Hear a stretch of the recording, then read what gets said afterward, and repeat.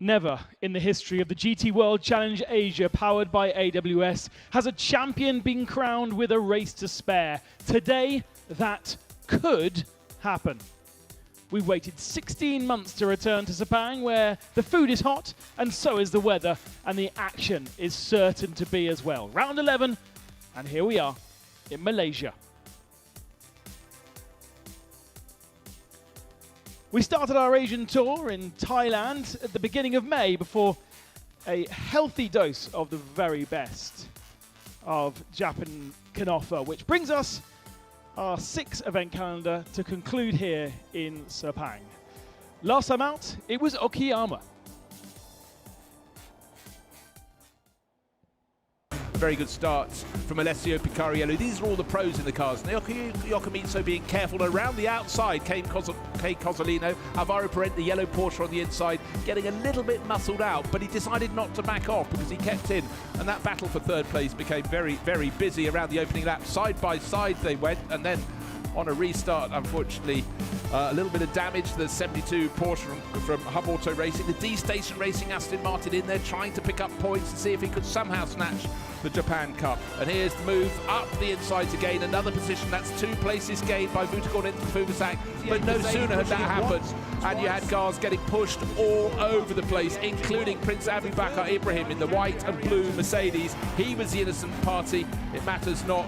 He could have gone to his home race with potentially the outright championship lead, but unfortunate clash there with the number 11 Audi of Andrew Harrianto, having already had a push from Takeshi Kimura, and that put the bodywork onto the tyre. There was no way he could last the whole distance without making an extra pit stop to fix that.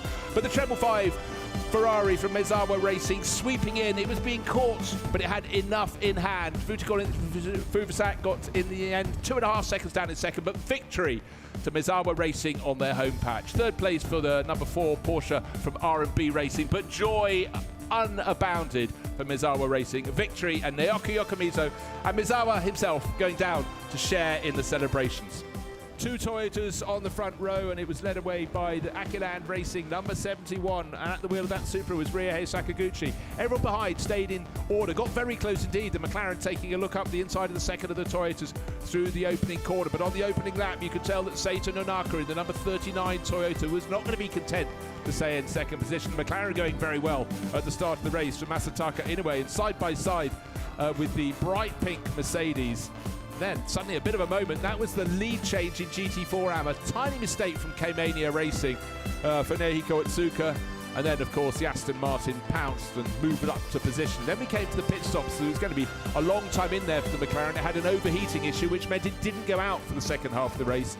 But success penalties yesterday meant longer pit stops for the 2 Toyotas, flashing through into the lead went the BMW number 50, and then this fabulous battle between Haridamo Manopo working so hard against Masayoshi Oyama in the Akiland version, the yellow, white and black version. Eventually the gap would open out between the pair of them, and a handsome second place for Manopo and the Toyota Gazoo Racing Indonesia crew. But number 50, no problems today after all the dramas at the finish yesterday, sweeping through the final corner with power today. 44-second victory completed by Masaki Kano, and with it even time to go and wave to his crew on the pit wall. That was the clinching, not just of today's race, but GT4 Japan Cup for 2020-23. What a great way to end, with a story, with smiles, with trophies, with champagne. That's it for GT4 from Okayama. Hello everyone, welcome along to the home of the Malaysian Grand Prix once upon a time. One of Herman Tilke's finest creations, where 4 new names are laying claim to the 5th GT World Challenge Asia title. Sepang usually is the place we start our championship for the first time in the Asia history. It is where we will end the championship after a healthy dose of Japanese tracks, the very best in Japanese tracks, and starting our year in Buriram in Thailand.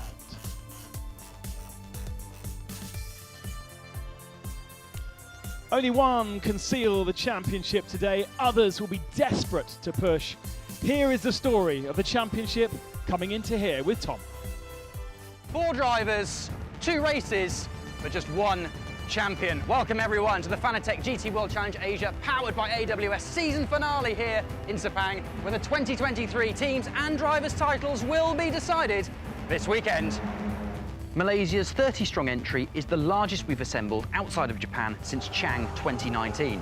It's an impressive list given the majority of Japanese teams concluded their campaigns at Okayama, where this year's Fanatec Japan Cup champions were also crowned.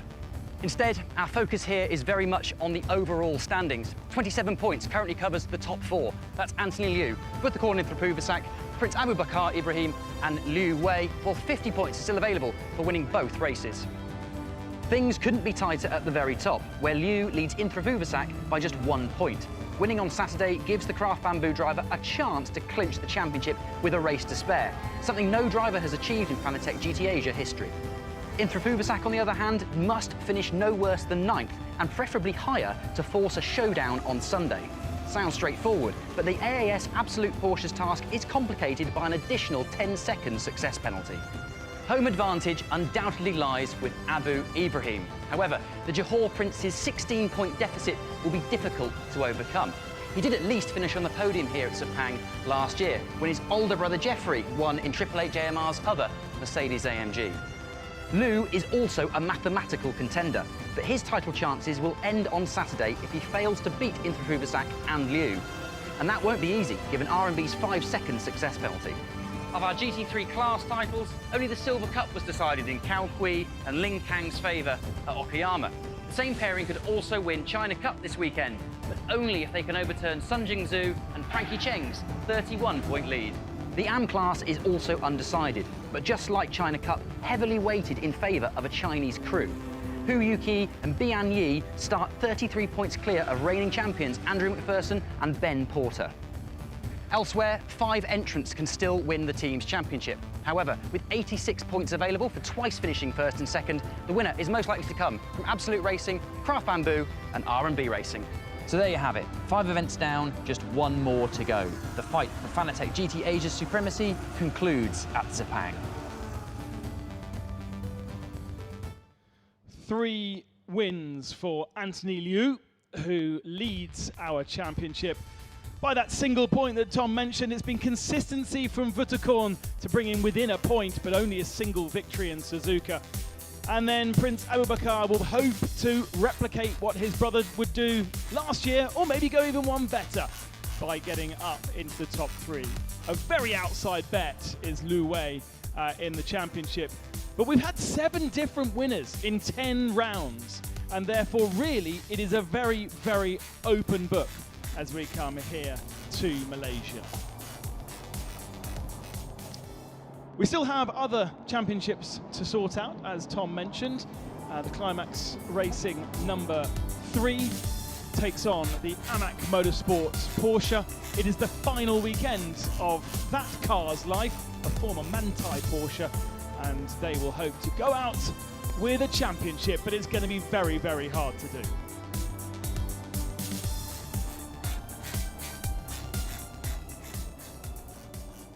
Weather is pretty set fair. We've got nice blue skies. It's not as humid as it was yesterday. And ultimately, I think we've got no threat of rain, which is very, very good.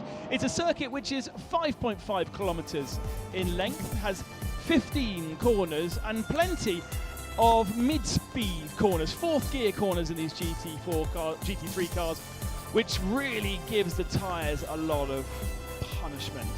Let's get one of our very famous, very capable GT3 drivers as our taxi driver for a lap around this circuit.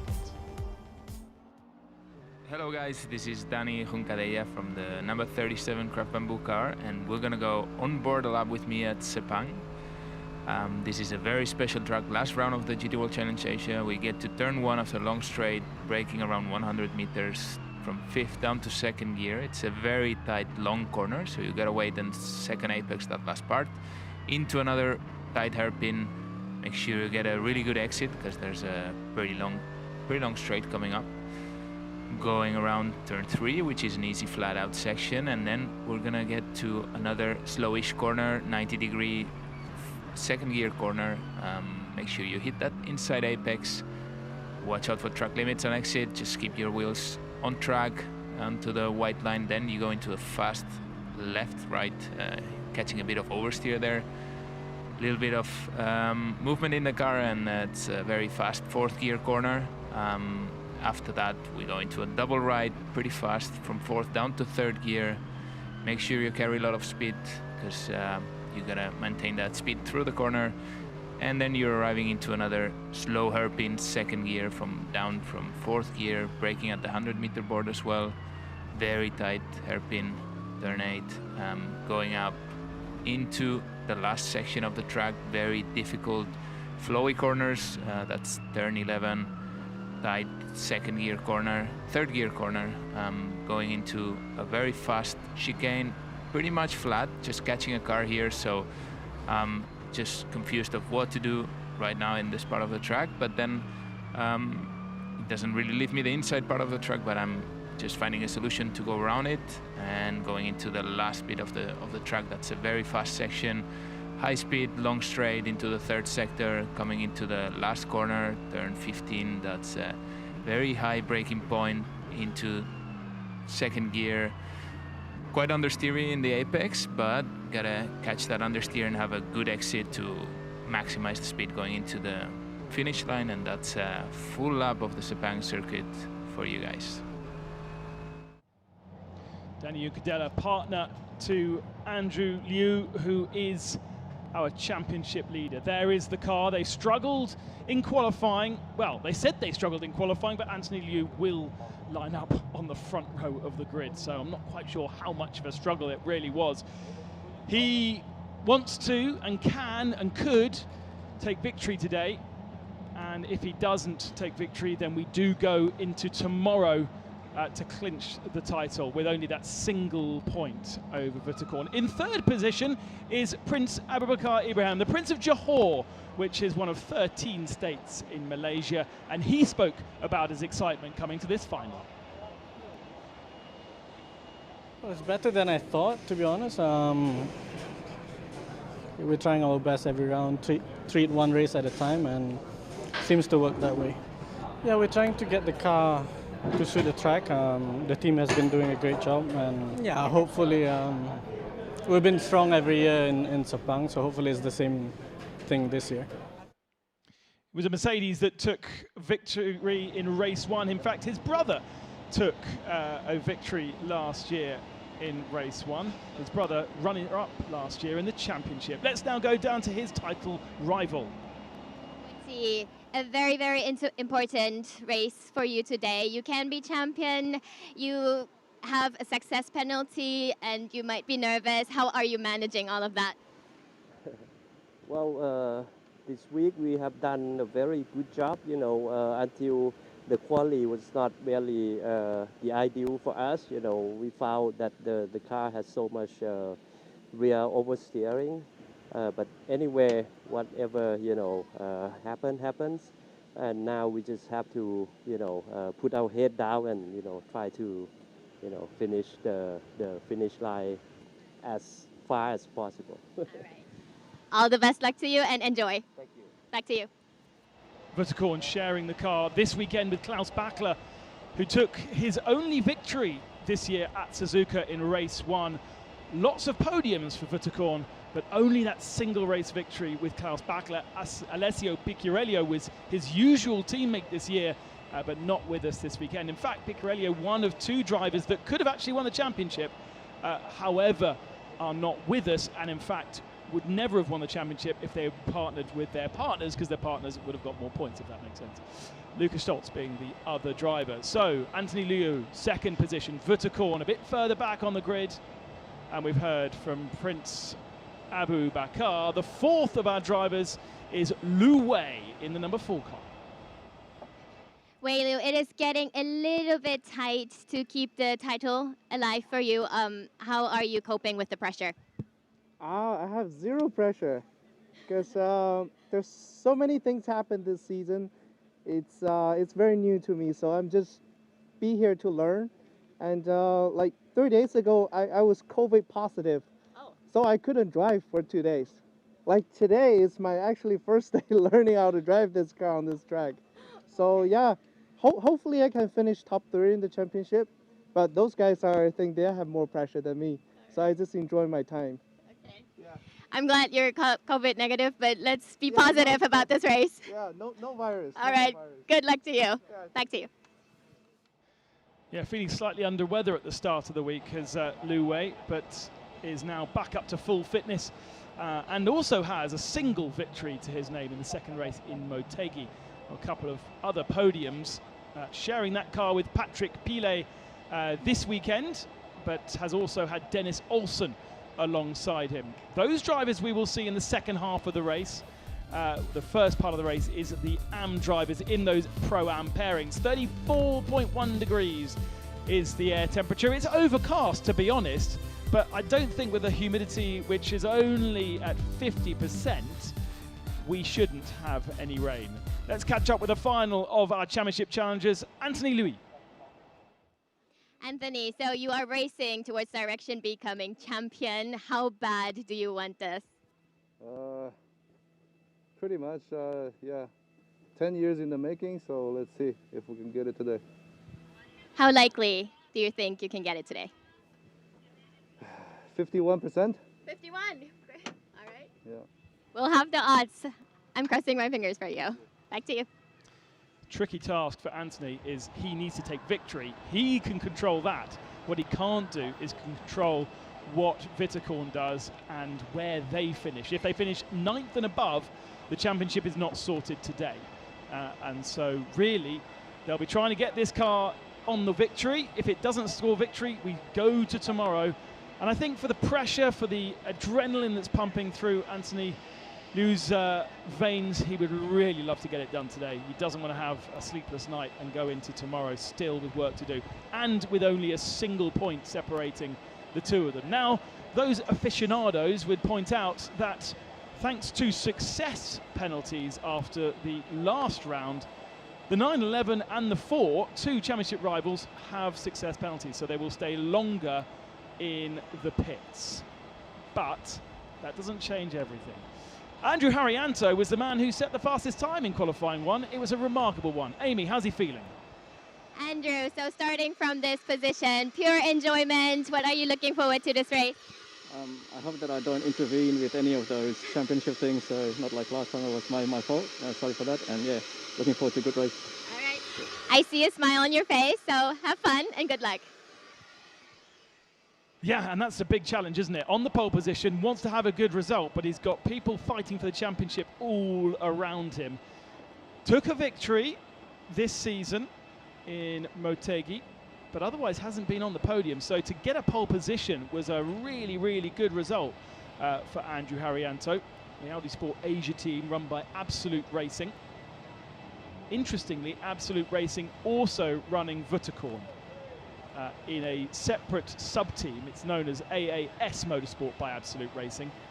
And they have also entered 2 extra Audis this weekend. So they're running 6 cars, Absolute Racing. So a nice busy weekend. And look how busy the grid looks. It's fantastic to see so much interest in the GT World Challenge Asia. As I say, usually we start our championship here in Malaysia, but for this year and seemingly this year alone, because we go back to starting our championship here next year, cars could just stay in the workshops for the 6 months. We are wrapping it round here.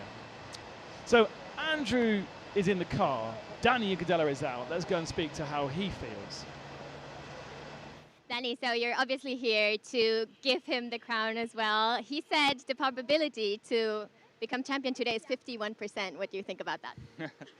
He likes to be very methodic about his calculations. I really like that.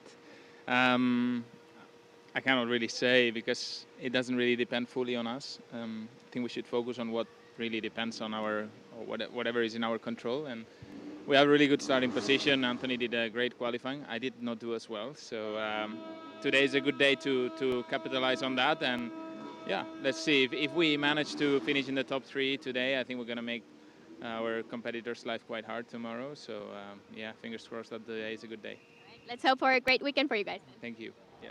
Thank you. We spoke about the importance of getting it done today. But then when you think about Danny Juncadela's qualifying performance, which put him in the mid-pack for tomorrow's race, there's trouble in the mid-pack. It's a difficult turn 1 and turn 2. So there's another reason why sorting out the championship today would be a really good thing, if they can do so. Danny Juncadela back with us.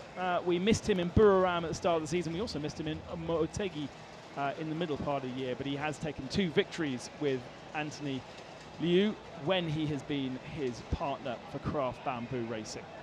Look at that for a livery.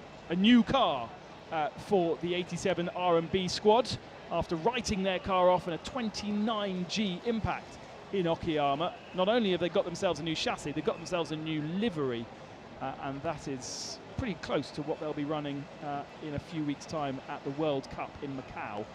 And you can see kind of the theme, playing cards all around. R&B Racing with Wanbo and Yi Hongli in the silver category. Just a couple of silvers, but the championship already sorted. Klaus Bachler alongside Vutakorn Interpuvasak for this weekend.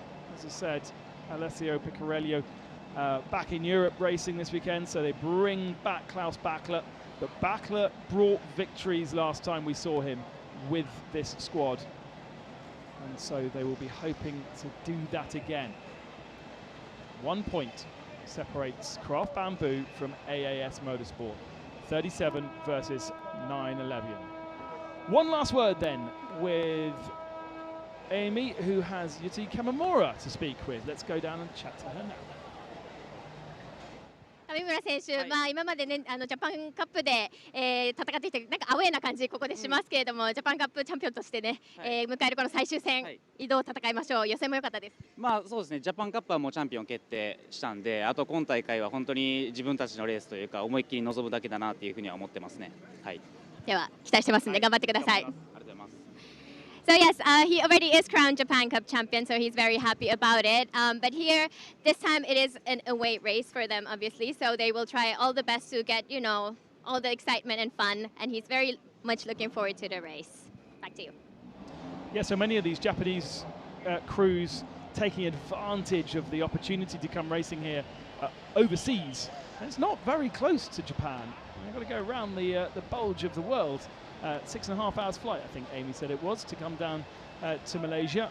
The car's obviously travelling by boat from Japan back here, and they then spend the winter in Malaysia for many of the teams, including that one, Absolute Racing's number 11. That will stay here until we come back here to start the 2024 season. Andrew Haryanto from Indonesia will start the car and hand it over to James Yu. But look, he has the 37 and then the 29. We haven't mentioned anything about Phantom Pro Racing, a new livery on the MGM, from MGM on both Phantom Pro Racing cars. And that is Ling Kang and Cao Chi in that silver battle. They, of course, have already sealed the deal in silver. It is the China Cup and the AM category that does still need sorting.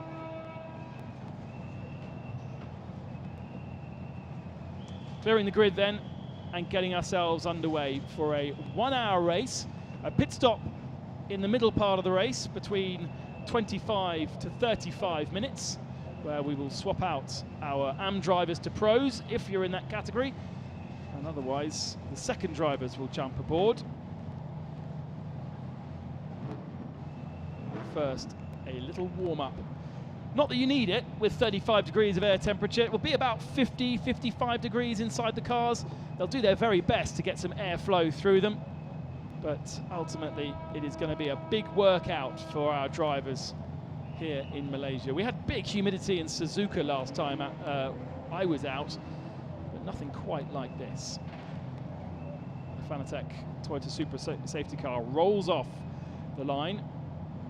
Just can't quite get the green flag flying until we clear all the humans off the grid. We can now, and it's time to get the cars up to speed.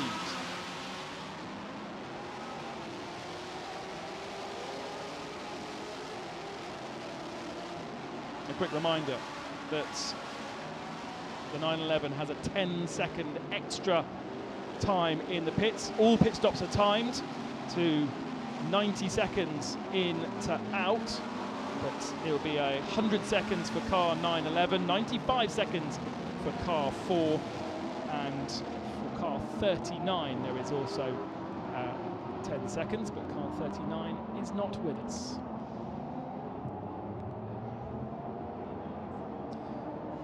Quick look at the first couple of turns as to how tricky they are. You enter very late through there, and now let's have a look at the grid. The AM drivers doing qualifying 1, Andrew Haryanto claiming the pole position over Anthony Liu in the Craft Bamboo number 37, that distinctive livery that is hoping to try and wrap up the championship today. Lin Kang in 3rd position, with Akish Nandi joining the championship for the first time in that Be Quick Absolute Racing Thailand Super Series Audi. Prince Abu Bakar, 5th position for Triple Eight JMR, and then Lu Wei. Vitakorn in 7th, Bo Huan in 8th position, and then Hui Kui in 9th, and Jinglong Bao in the top 10. Antara Zhao drives on his own in 11th, and Najai in 12th position, and Chris Onchai 14th position, Brian Lee 16th. There's the Aston Martin, the Seoul Aston Martin, down in 18th for D Station. The first time they've driven with us outside of Japan. We've got 2 BMWs for Team GHAAI, 23rd for Kevin Hui, and a bit further down, 27th for Yusan Chen. Just a single GT4 machine this weekend. Toyota Gazoo Racing Indonesia sitting 30th on the grid of the 30 cars, but of course has its own position, and so according to that graphic sits at 31st spot.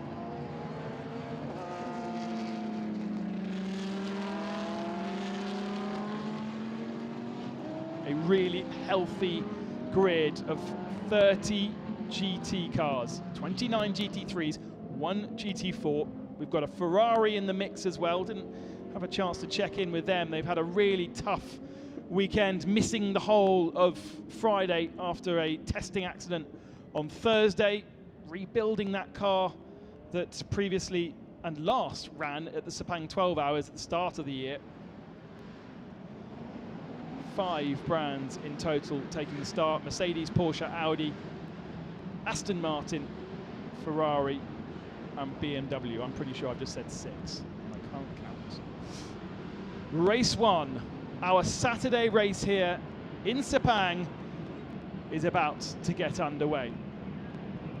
The Audi of Andrew Haryanto, that white machine, will have the inside line into turn 1. The racing line will be occupied by Andrew Lui in the Mercedes. Ashish Nandi just behind him in 4th position.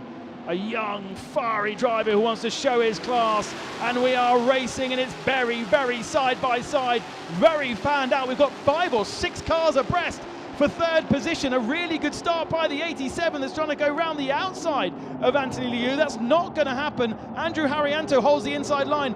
Andrew Liu loses a little bit of ground on the exit of turn 1, but has the inside for turn 2. But I reckon that Wan Bo is going to fight that one, and there's a bit of contact in the middle of the pack, a little bit of nudging and a few cars going off. We've got Antara Zhao facing the wrong direction. Is that Vitakorn at the top of shot? I think Vitakorn might have got caught out. We've got damage to a BMW. The number 90's wheel has folded inwards, but I'm concerned, is that the 911 car facing the wrong direction? It is! No! Vitakorn, Indra Puvasak, 1 point off the championship lead, and I really hope he can get that car going again, because if he cannot, then very much this car, the 37 machine that's leading, has an opportunity to win. And no, there's too much damage to the front of that car. The front suspension looked like it was moving around. We've got the safety car that's been called, and we neutralize the race. But what a start from R&B's Wan Bo, the 87 car. Round the outside, incredible, up to 3rd position there. Very, very aggressive. 62, Morris Chen Akish Nandi having a great start. Oh, there's a lot of damage to the Earl Bamber Motorsport 61 car. That's an invite, but that is the really heart-wrenching one.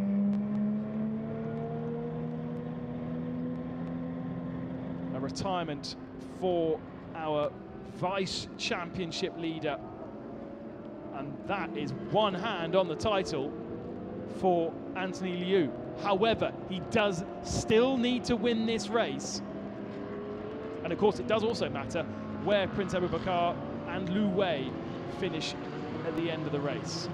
But one of our championship contenders is out of race one,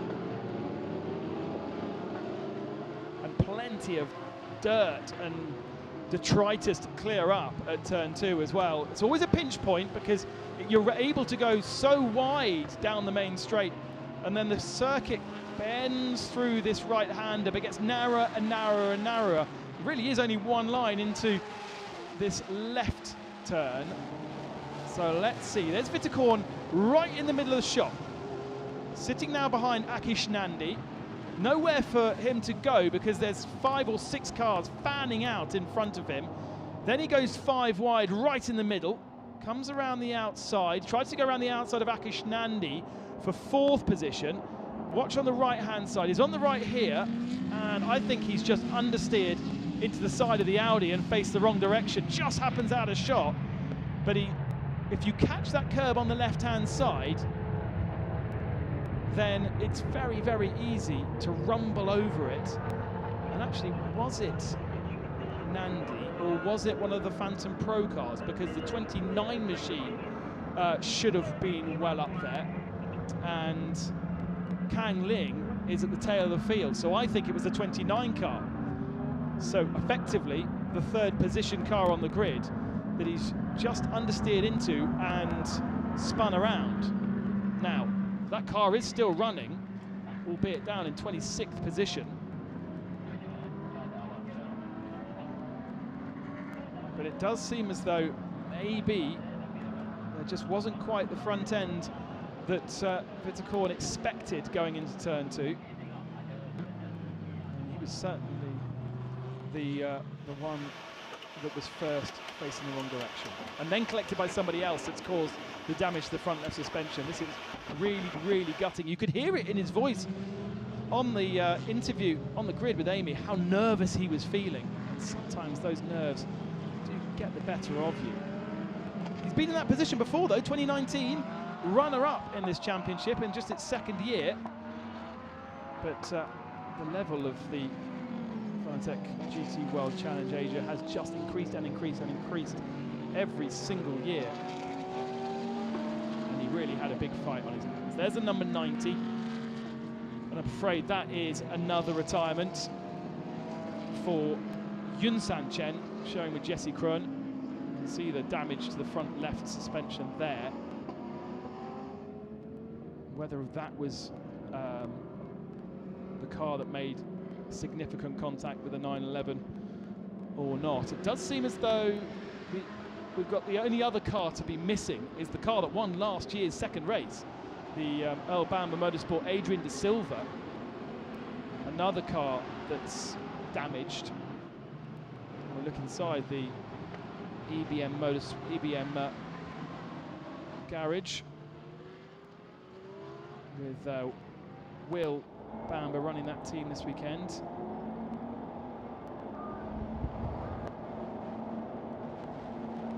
So, let's readdress the order, shall we?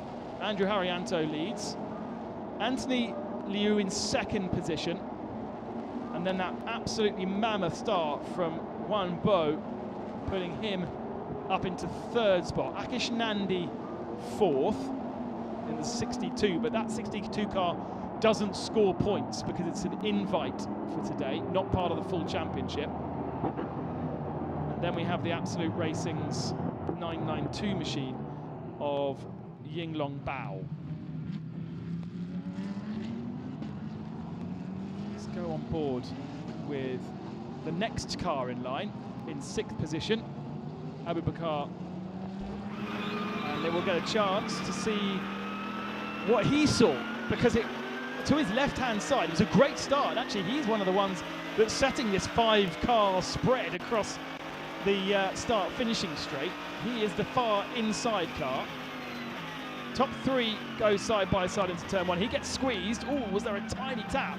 Might have just been a little bit of contact there with Akish Nandi. And now to his inside. There is Vitakorn. Oh, it's the tiniest of touches. And he did touch Akish Nandi, but then actually Kang Ling ended up collecting Vitakorn. I'm not even sure there was contact. It would have been the tiniest of contact. But it's just a case of not having the grip underneath you, whether it be front or rear. The car just didn't stick. And then once facing the pack, you are then just hoping that nobody collects you. So yeah, Kang Ling, I think, was a car that collected him rather than was actually part of the initial contact. And Nandi in the 62, I don't think I've seen any damage to that left door. So maybe there was just, maybe Vitakorn literally just tightened the wheel just to try and stay away from making contact, and that's what turned the car around. So, as you expect, in the early running of these first races, Silver Tars quite far up the field, and that was a mega start by the 87 of Wan Bo, sitting up in 3rd position overall, 1st in silver. But Akish Nandi is actually a silver car. He won't take points, and it doesn't matter anyway because the championship's done, but in terms of the race, Nandi, who is just sitting behind him there, is 2nd in silver. Now, the leader of AM is up in 8th position, and that is Hu Yuchi driving that car, 2nd driver on the left-hand side of your graphic, and he sits 8th. The Dutch driver Henk Kinks is down in 15th position. So plenty of space between 1st and 2nd. And notice that the 51 AMAC Motorsport Porsche down in 23rd position. So the Australians there with a lot of work to do. In fact, only one car behind them that's not a GT4 car, which is another Australian. And a guest driver this weekend. We're very happy to welcome Ash Samadi in the Melbourne Performance Centre Porsche, claiming to bring 2 cars next year to the championship. There's a bit of damage actually on the left front corner of the Climax Racing Mercedes, just the tiniest bit, so there has been a little bit of contact in the early couple of corners, almost where everyone's checked up in front of him and he's just touched the rear bumper, just slightly flexed the front left corner. Yeah, so 2 drivers actually that are doing the full race themselves, don't have a partner. They still have to come into the pits, get out of the car, and then get back in. So, as it stands, Prince Abubakar is going to be out of championship contention, lying in 6th position with Andrew Louis in 2nd. But the thing is, Andrew Louis in 2nd position actually still keeps Vitakorn in the championship, despite him not scoring any points at all today. To seal that part of the championship, he has to take the victory, but it would mean that we would lose Abubakar from it, and presumably also Lu Wei, who is down in 9th position right now. So then we would go to Sunday with just 2 cars still in contention. But we haven't really even had a racing lap, have we? So there's plenty of shuffling to do, and the Prince of Johor will be handing over to Michael Grenier for the 2nd part of this race. He's shared that car with Lucas Stoltz as well. Michael Grenier, 2nd appearance alongside the Prince. Triple Eight Engineering from Australia, running that with the two princes, elder and younger brother. Triple Eight just hasn't had the luck this year, considering it comes into the year as a vice champion. Richie Stanaway has been the majority of the year with Prince Geoffrey, and just 6 points to his name, would you believe? Real shame. Safety car is in this lap. We are bunching up and we are better and ready to go back to green flag conditions. Now expect that 87 car to be fiery. Silver driver. We saw how aggressive he was in the first couple of corners, and I'm sure he'll be doing that again. Inside the garage of Triple Eight. Oh, and Andrew Harrianto has already made the jump. We haven't even got anywhere close to turn 15. That's turn 14, and he has left. A little bit of a tricky braking zone into the final turn, and a lot of them missing the apex as they don't quite have the brakes underneath them that they were expecting. Watch out though for the Porsche in third position, because I feel as though he's going to be the strong one in these early couple of corners. He's got the confidence in that car to go around 5 cars at turn 1 on the opening lap, and he looks to the outside of Andrew Liu coming into turn 1. But with the lack of bunching in a single file restart, doesn't have the opportunity through there. Andrew Harrianto desperately trying to do the checkout and head off into the distance. Now a little bit of a mistake, I think, from Wambo, because he's under pressure from Akish Nandi. Nandi, remember, also a silver driver, single-seater ace. One of those many young drivers. Oh, we've gone red flag. Red flag. And we're going to be heading our cars back to pit lane. Well, that's a bit of a shame. And that will stop the clock. 45 minutes on the clock, so 15 minutes behind the safety car roughly. But we do have a red flag on circuit. And give you news when we know.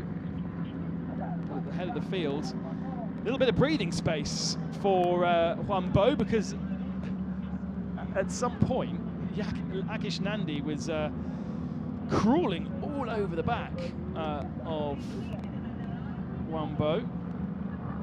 Oh wow, there's a 72 machine, and he's not in the barrier, he's on the barrier. That's the car that's supposed to be on the pole position for tomorrow. And Maurice Chen jumps out, carefully gets himself out of the car, and actually looks pretty sprightly now. But that has been quite an impact. What on earth happened? Right, we're going through turn 2. No, we're at the end of the lap. Oh, we're at the end of the lap. Oh, wow. So he's completely missed his braking point, and gosh, the gravel is miles and miles away from the circuit, and yet he still managed to reach the barrier. That is a scary accident. Scary, scary accident for Maurice Chen. So that's even before we've got back to green flag racing. And the reason for the red flag is that we're going to have to repair that barrier before we can go back to green flag, and we need to make the circuit safe. So he's come down the back straight, the Padang straight. Remember, Andrew Harrianto went very, very early. He accelerated out of turn 14. And so they were all up to racing speed going into the final corner, into 15. Not allowed to overtake, not allowed to pass, because it's only green flag racing when you get to the start line, where the green flag is flown. But you can see actually the black marks of the track there. I wonder whether he's gone for the brakes and the rears have just locked up. Hasn't had the temperature in them. But they've locked up very, very late. And he's been caught unawares. Good to see Maurice Chen out the car. Hopefully we can get that car fixed for tomorrow. It's on the pole position for tomorrow. They've had a horrible year, not very many points to their name, the 72. And Alvaro Parent is, after qualifying, saying he was desperate to get himself a good haul of points to finish the season. So, time to activate Amy and see if we can get a feel for how some of these guys are feeling. Not many laps, but a very, very intense start to the culmination of this 2023 season. One championship chancer out of the race already with front left damage, collected by two other cars, two invitational cars, but that doesn't matter. And then back to green flag conditions and a huge, huge shunt for the 72 machine. Morris Chen out of the car. Now all drivers can get out the car. They won't want to sit inside the car at all because they would have had a lot of heat soak over the last couple of laps. But cars are in parc fermé conditions unless stated by race control. Now it says incident involving car 72 is under investigation. Do they think that there was somebody else involved? Race control have a completely different set of images to view the circuit than we have on television. We have CCTV that covers the track. What are you doing, bud? What? The car's broken. Yeah. I mean, I already give a special hint. Yeah. It's racing. Not a rush a lot. Yeah. No, it's okay. This is racing. I'm not quite sure who is chatting with Bob there. Rojuan. There's Akish Nandi, who is giving Bo a bit of a hassle before that red flag came out. That Be Quick Audi, part of the Thailand Super Series, and last weekend was racing as a support race to the Singapore Grand Prix. So that car's been turned around quickly to come from Singapore back here to Malaysia. And then we'll be heading back to Absolute Racing's Bangkok base for the other cars. They will be staying here in Malaysia in the workshops just at the entrance to the circuit, and quite a convenient place to have a workshop because the circuit is a very, very popular testing facility across the winter. I'm chatting to Ingo, the boss, a little bit earlier on. He was saying the circuit is open 24 hours a day for testing. So the cheapest and most available slots, if you need to just do a quick test, are from midnight until 7 in the morning. And quite often they will find themselves testing overnight. I said, is it cooler? Is it nice, you know, better conditions? No, it's still just as hot, still just as sticky. Danny Uncadella describing what happened to the Porsche in the bottom of our shot. And we'll have a chance to see again. Now, is there any contact? Is there anything to investigate? We may not have a chance to see. See, most of the cars are missing the apex to the corner because they haven't had the braking retardation. But there's absolutely no retardation there from the 72. He hasn't even had the opportunity to slow down. Very, very curious. Amy's down in the pits. She's activated and she can chat to Morris Chen's teammate Alvaro Parente. Let's go down and find out if we have any more news. Alvaro, heartbreaking to see what happened. Did you have any radio with Morris? No, look, first of all, just glad that we saw Morris coming out the car. He's for sure going to be very shaken with that one. It looked like a very heavy impact, but we saw him come out the car, so that's a good sign. Very frustrating, but I really don't know what happened. It's really hard to say. Only when he comes back, he didn't say anything in the radio, so just happy he's all right, and let's see what he says and what we can do with the car. But such a shame after such a great start to the day. You know. Do you think you can get the car fixed? It's too early to tell, but from your perspective. Yeah, very difficult to say. I mean.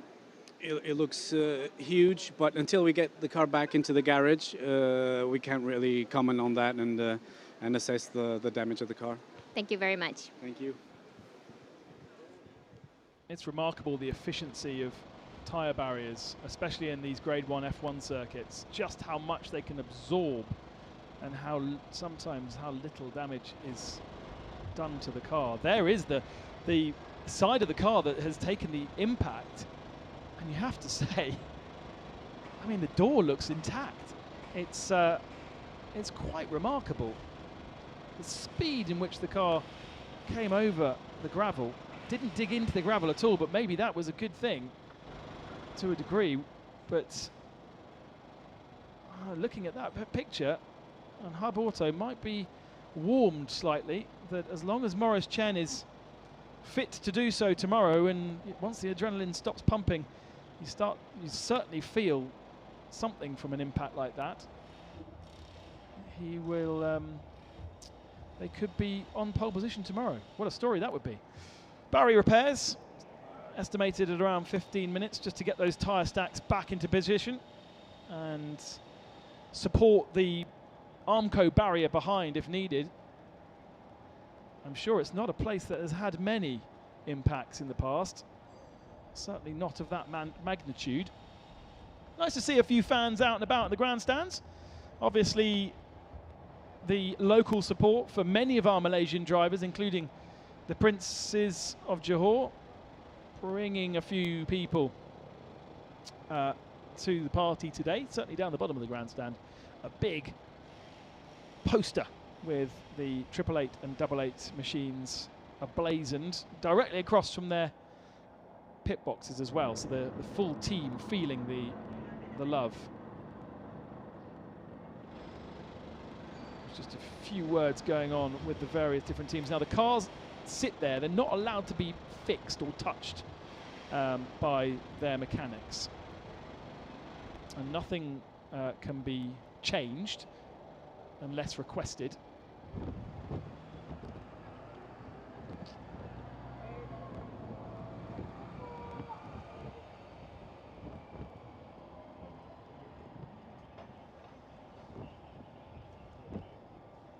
We've lost 4 cars, but we still have 26 out there. Let's go down to Andrew McPherson, the AMAC Motorsport machine, with Amy. Ben, so this is not quite the ideal start to the weekend, I guess, but you know, you've been with us, things happen around here, but what are you looking forward to after the red flag? Yeah, look, it's an unfortunate situation. I hope Morris is okay.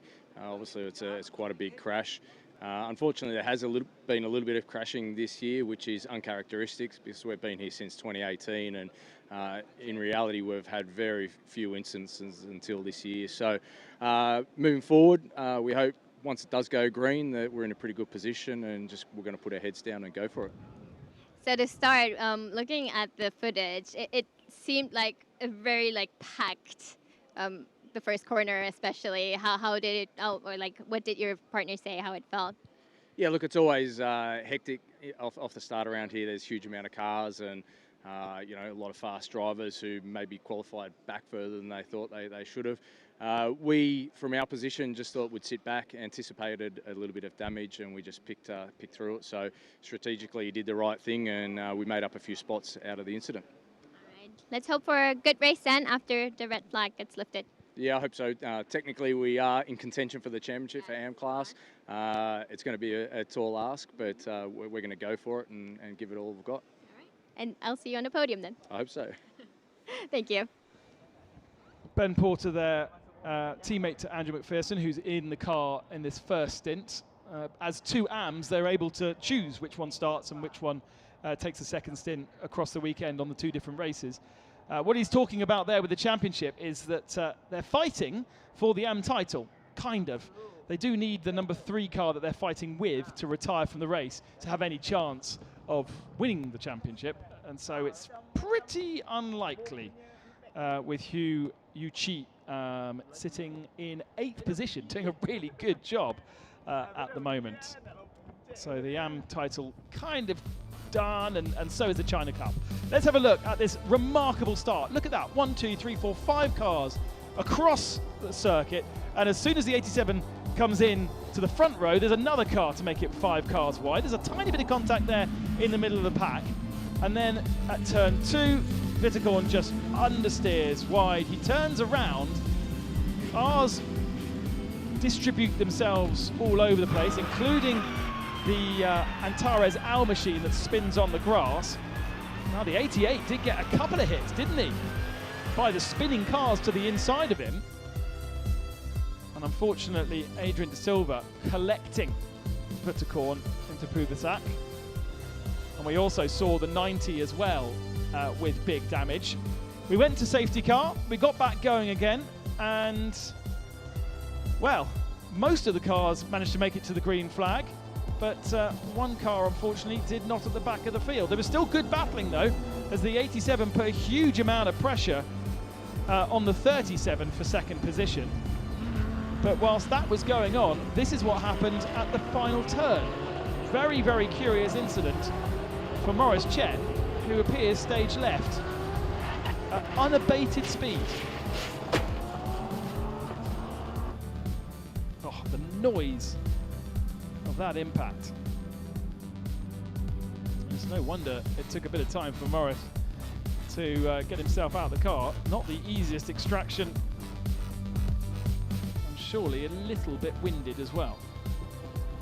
So the barriers are now being refitted, and the tyre stack is being restacked. And once the circuit is deemed safe by race control, we can go back to green flag racing once more. Just need to get it into a rhythm. This must be so difficult for our championship contenders, just to stay calm. Let's go down to D Station, their first time outside of Japan in the Fanatec GT World Challenge Asia. 選手、このシリーズ初めて日本を飛び出てですね、海外戦に挑んでいるということですけれども、その意図をぜひ伺ってもよろしいでしょうか。そうですね。やはりそのアジアで戦いたいという気持ちが強くて、最終戦、セパン前経験があるので、ぜひ出てみたいなと思ってました。So I asked him, what's the the reason behind they coming to Sepang, because it's their first time outside of Japan. He said, yes, because they always wanted to try and challenge Asia as a field, and he has experience in driving in Sepang before, so that's why they decided to come here. ちょっとね、赤旗になるような激しいタッチとかあったんですけれども、団子状態の中でどうでしたか？そうですね、ちょっと接触があったんですけど、なんとか切り抜けて、いいポジションとは言いませんけど、切り抜けられたので、良かったかなと思います。この先で接触とかなしにぜひ最後の最後まで頑張ってください。はい、ありがとうございます。応援してます。So yeah, during the start, it felt quite, quite close from all the sides. So that was quite scary, but he didn't touch anyone. So he says he was good with that. He will try to run the race safely and get back the car to Fuji in a better position as he can. Back to you.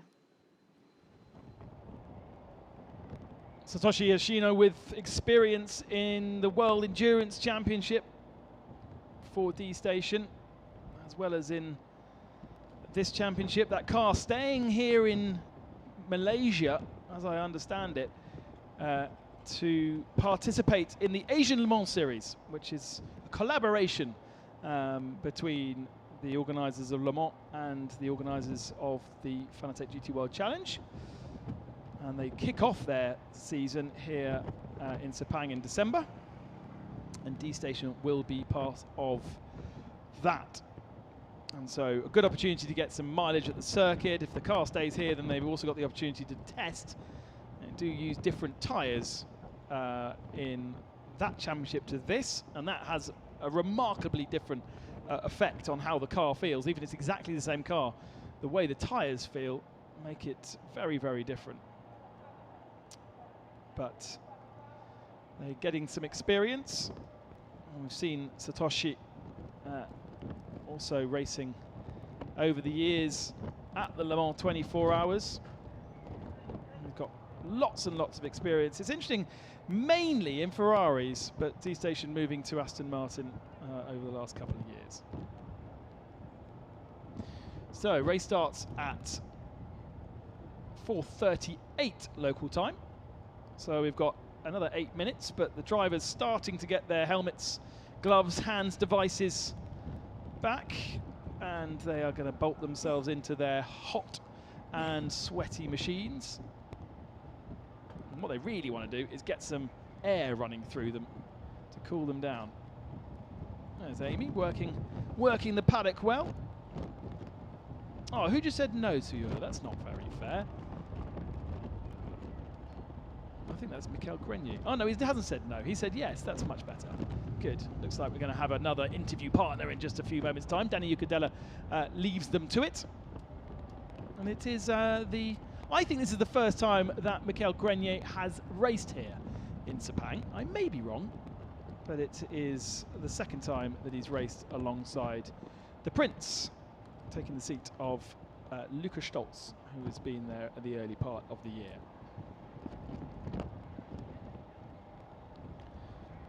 Let's go down to Amy then with another interview. Mikael, we saw the onboard camera right at the start. What did you think about that? It was quite close. Yeah, they were 3-4 wide, so it was quite close. Good thing we don't have damage, because I thought maybe the splitter will be broken, but everything looks fine. So let's see later in the race. So good so far, I would say. Is it your first time driving in Sepang? First time in Sepang, yes. I knew the track well because of Formula 1, obviously, but first time here, yeah.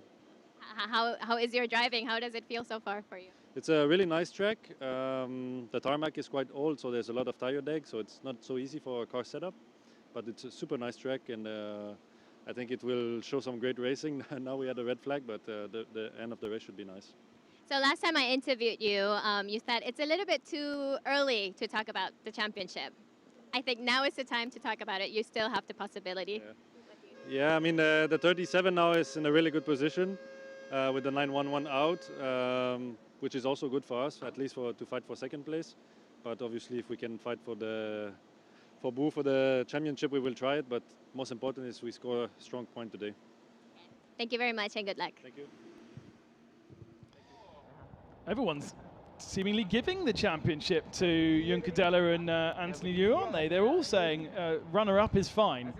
I reckon that Abu Bakr will be desperate to get himself one step higher than his brother. Here is his onboard camera once again, and quite a few taps to the left side, driver's side of the car.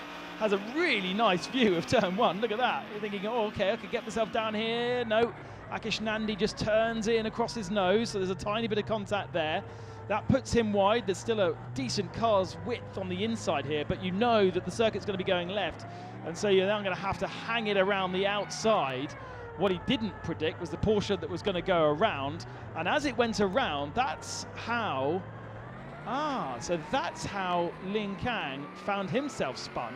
Lin Kang jinxed to the right-hand side to avoid the spinning 911, and then makes contact again with the 88, which spins that car around.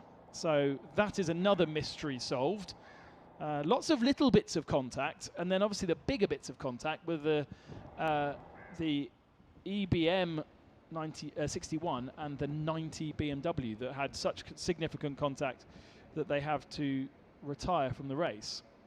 I think the 90 did make it to the pits, didn't it, the BMW? But the 61 retiring out on circuit. And look at that. It does look as clean as Michael Grenier suggested. Consider we've seen, I reckon, 3 separate bits of contact along that left side of the car. The car is clean.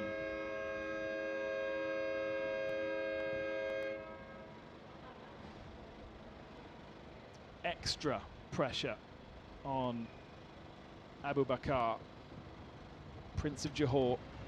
It's just 13 different states in Malaysia, and he is prince of one of those. I think I'm right in saying that his father is the next king of Malaysia. It's done in an interesting rotation system, that every 5 years a different state becomes king and becomes ruler.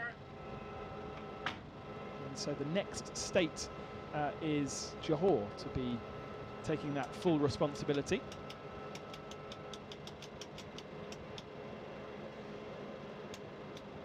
Johor down actually very, very close to Singapore. The Johor Strait is a very important shipping lane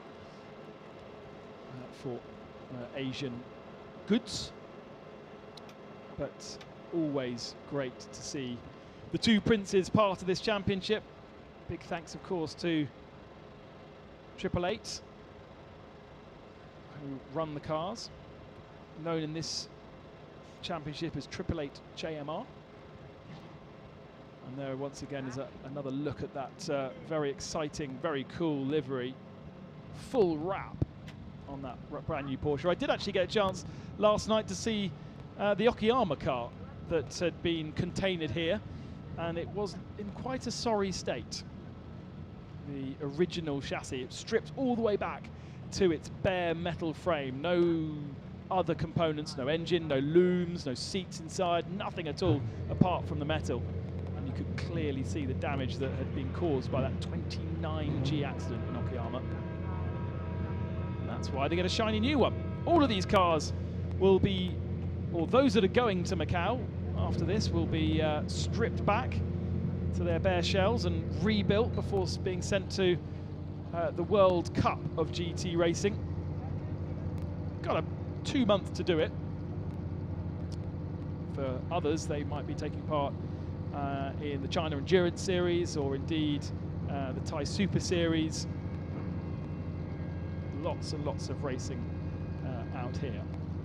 All drivers back in their cars then, and we're going to get the safety car back out on circuit, get the cars up to temperature, tyres and brakes in functioning temperature, and then I imagine have another 10 minutes or so with these AM drivers in before we get the pros into the cars. But no opportunity, a much more limited opportunity for the AMs to have an effect on this race with the safety car period and now the red flag. But the clock stopped, and now we go back to safety car conditions. The clock restarts again. Andrew Haryanto leads, Anthony Liu, Juan Bo in third position, Akish Nandi in fourth, and Yinglong Bao in fifth position. Then Abu Bakar Ibrahim in sixth, and the 18 machine of Hiroaki Nagai in seventh position. The best of our AM competitors at the Climax Racing, Hu Yuchi. Ninth for RMB's Racing's Lu Wei. Still part of that championship fight, but in ninth position, will lose that opportunity by the end of today.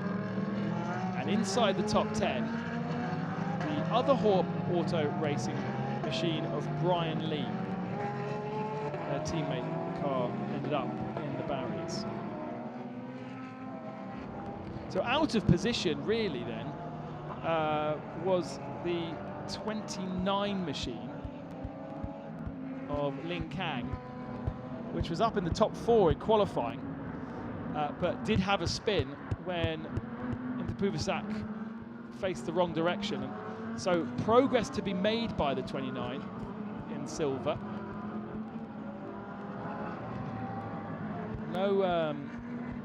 No influence on the championship, and actually the other two cars in silver up in third and fourth. That will change, of course, in the second half of the race when the pro drivers jump into the AM cars. But for honours in silver, a good little battle for those two cars in third and fourth position. Both of which will be wanting to move forward, of course, as silver drivers, and surpass the AM drivers ahead of them.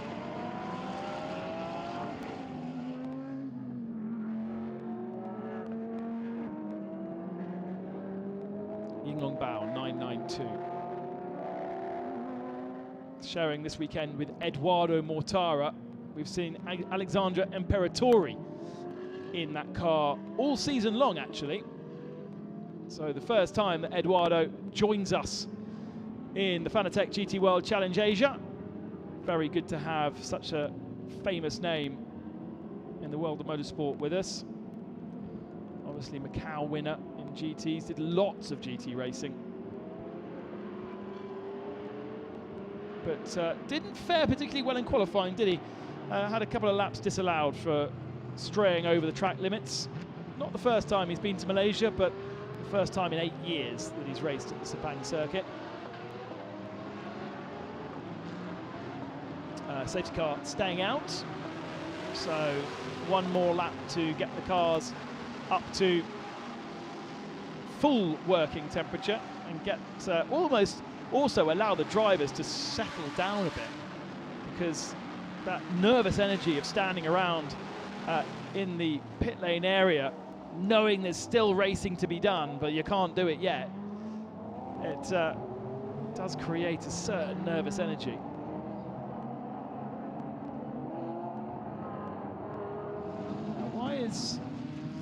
Kang Ling and Samadi ended up swapping positions on that last lap. Something going on at the back of the field. Remarkably, both behind the GT4 car, as you can see on your graphics there on the left-hand side. The GT4 car is the number 39 with the white background and blue numbers.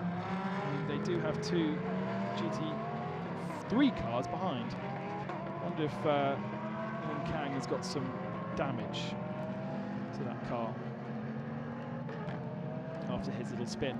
Presumably, we had 3 cars with big contact front end damage. They couldn't all have made contact with each other, so I wondered whether there was a bit of contact made to the 29, and that's why one of our retirees got that damage.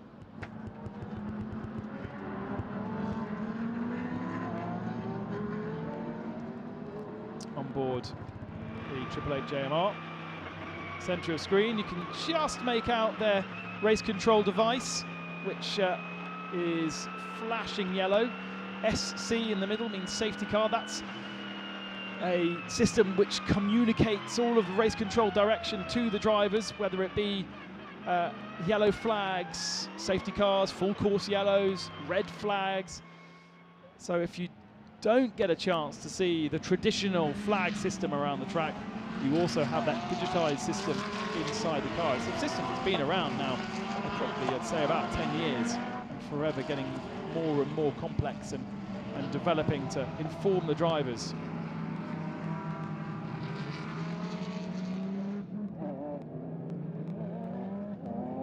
Stunning livery on that 992 Absolute Racing Porsche.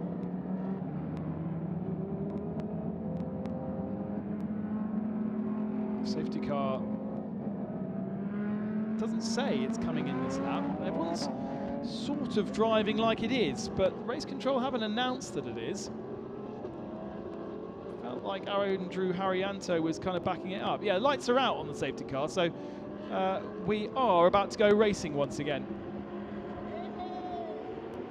Andrew Haryanto a little bit later getting the race underway than he was on the first restart. Again, they're all going through turn 15, scrabbling for grip. That's a telltale sign that the brakes and the tyres aren't quite up to temperature. Green flag racing once more here in Malaysia with 40 minutes still remaining and another 5 minutes before we open the pit lane, and we'll have an influx of pit stops to get our pro drivers into the cars. Haryanto, Liu, Bo and Nandi are your top 4. Yinglong Bao in 5th position. And it's as it was through first and second turns. Everyone behaving themselves, no one being too aggressive on the first couple of corners.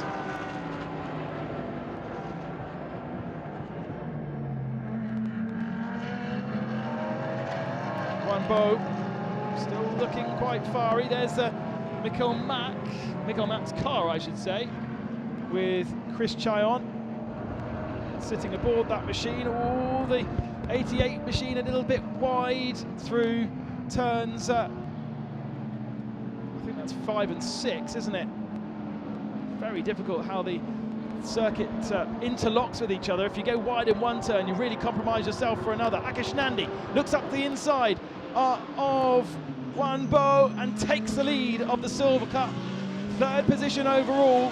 He's been threatening to do that for the last couple of laps, hasn't he? And the Porsche hasn't quite got itself up to temperature. The Audi very good with its weight distribution, allowing all 4 tyres to get up to temperature kind of equally, whereas the Porsche with the engine in the back of the car takes longer for the front tyres to come in.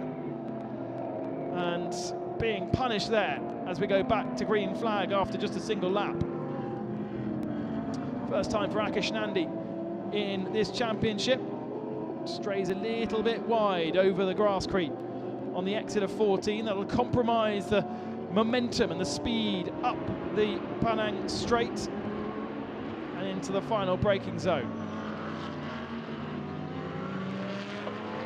Heavily off camber, particularly punished in the early laps when you don't have the grip underneath you.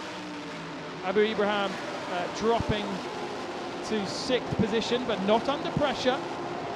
Just looking at the tail of the shot, still seems good. Flashing his lights for some reason. He's nowhere near these 2 Porsches to worry about troubling them in the light conditions that we have today. They probably wouldn't have even noticed that the lights were flashing. Now I can hear another car in the pits below us, so I think we've got another retiree. It might well be the second of the El Bamba Motorsport machines, I'm afraid. Lots of sorting out going on in the pack as Chris Chayon dives down the inside of the number 14 machine of Brian Lee. There wasn't any space there. It was very close between the 2 of them.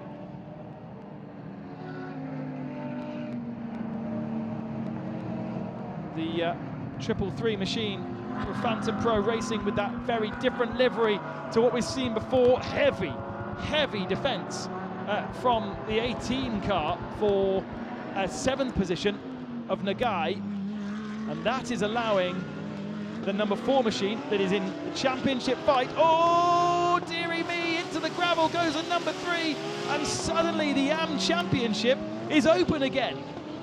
Because remember what we said about 51, they needed the 3 to retire, and there is no way that Hu Yuqi is getting that Mercedes out of that gravel trap. Under pressure from Lu Wei, and kind of just got distracted by where the track was, didn't he? Tried to brake on the curbs, and it's so unsettling on the car. The car swapped ends on him. That battle still continues. Brian Lee ahead of Chris Chayon. Then a little bit of a gap. And down the inside, is there enough space down there? Certainly the door will be open to the second part of the corner. There it goes. They're trying to go all the way around the outside is Brian Lee, and he does so. Amazing that you can do that around that corner. But Brian Lee holds on. 7th in Pro-Am, 9th overall. And this is a great little fight. Mikael Mack will take the 333 in the next stint. Yuji Kamamura, who was very fast in qualifying, will be in the Porsche. And we are going to full course yellow in 20 seconds. Now that presumably is to cover off the, or recover I should say, the Mercedes that's in the gravel trap. Now full course yellow, not usually used very much by race control, but they obviously want to keep this race rolling. And look how the gaps have closed up.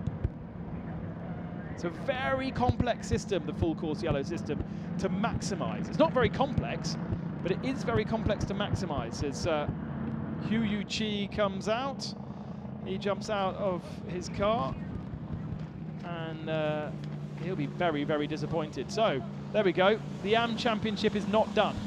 It is still alive. We're going to get a 4x4 into the gravel trap to try and pull this Mercedes clear. Highly, highly disappointing for Hu Yuqi. Let's see again. So he's got the number 4 car down the inside, and he's trying to brake on the curb, and you just don't have the same retardation that you would do if you were on the proper circuit.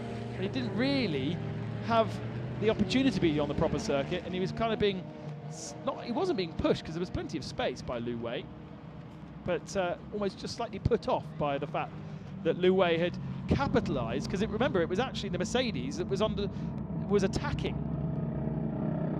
for 7th position. Was trying to get past Ryoki Nagai, and the defence was almost what invited Liu Wei into that party.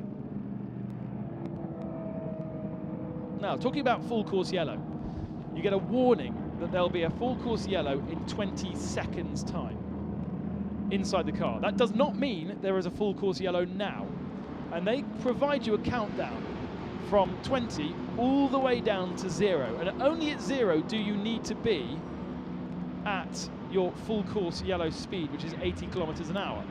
Up until that point, as long as you're showing a steady descent, you are able to be above that 80 kilometers an hour. Now, what you tend to see, especially with the AM drivers, is that they will decelerate earlier than a pro driver, for instance, who will attack a full course yellow and only be under 80 kilometers an hour at the point where they the pit window's open, so we're going to be able to pit under full course yellow. This is going to be interesting because I'm pretty sure the whole field is going to do this.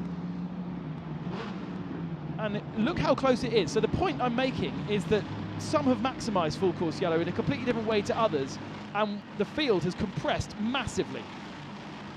So coming into pit lane here, we have the 11 and 37 absolutely nose to tail. Haryanto is going to hand over that car to James Yu. Danny Ucadella is going to join the 37. Oh, and we have got one person who has decided not to do this pit stop. Now, who is that? I would say it's slightly unwise. We're going to have changes of tyres as well to give them a new set of boots. These will be tyres that will have been used in free practice, unless they've saved completely a set of tyres. And it's the number 26 that hasn't come into the pits, which is the second of the Be Quick Absolute Racing Thai Super Series cars, with Henk Kicks aboard that car at the moment.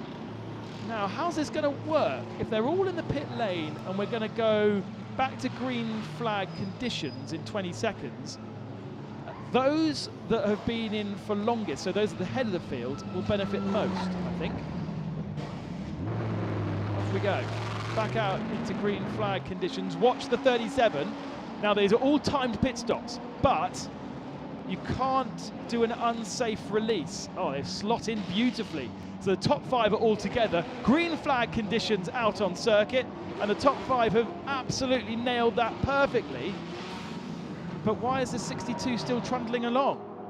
The 62, I don't think, reacted to the green flag there, and Ishan Perez has compromised the 87, and I think we saw the third car in the queue basically overtaking and saying, no, let's get on with it. The front two, Danny Ucadella and James Yu, off up the road. Ishan Perez under attack now by the 992 machine of Eduardo Mortara down the inside, his first play in this championship. Having to defend now as well as attack because he's got the 87 all over the tail of him. The 87 being Yi Hong Lee now.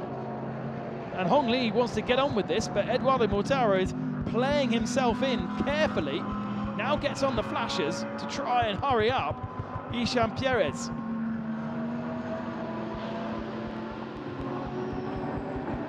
Still no way through, and look who's behind. This is playing beautifully into the hands of Michael Grenier in the 88, who needs positions for the championship, needs to get past some of these cars.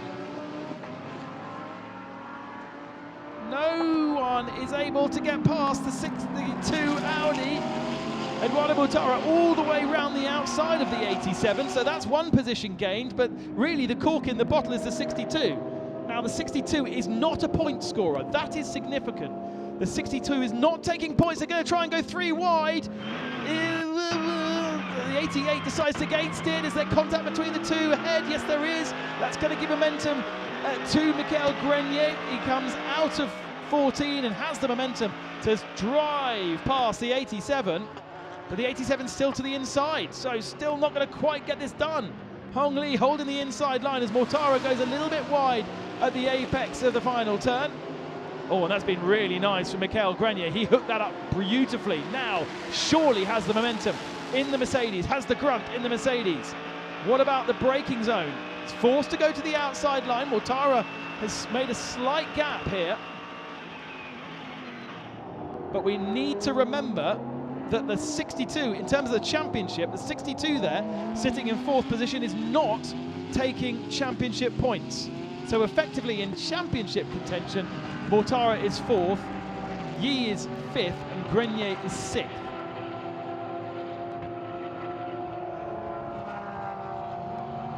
Behind Kamimura in the 18 red Porsche, starting to close up on this group. Henk Kicks is now coming into the pits, but he's going to be dead last by not pitting under the full course yellow situation, because remember, the cars are travelling at much slower speeds during full course yellow, so pit stops cost you much less. Now, 992 being given a black and white flag for driving standards, they obviously feel as though that Mortara is getting his elbows out a little bit too strongly.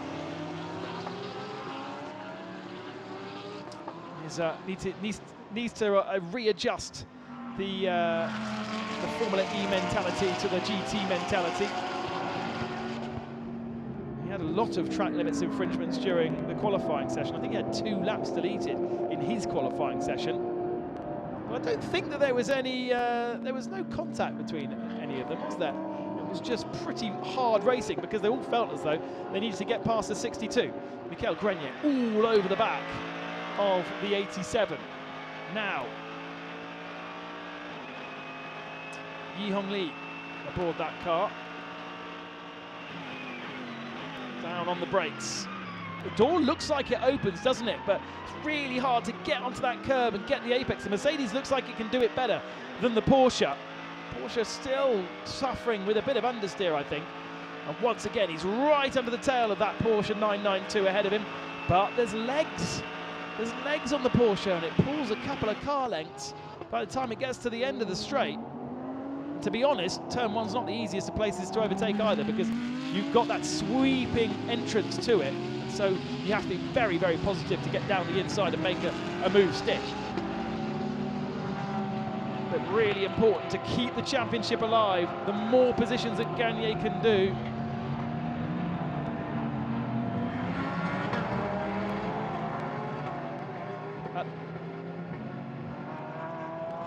now,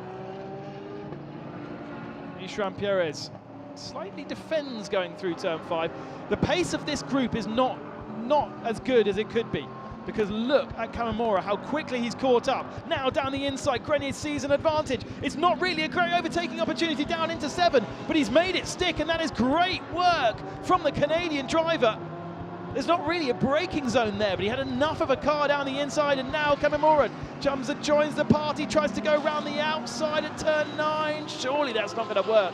Might give him the opportunity to go down the inside at 11 when the next braking zone comes up, but he's not quite close enough.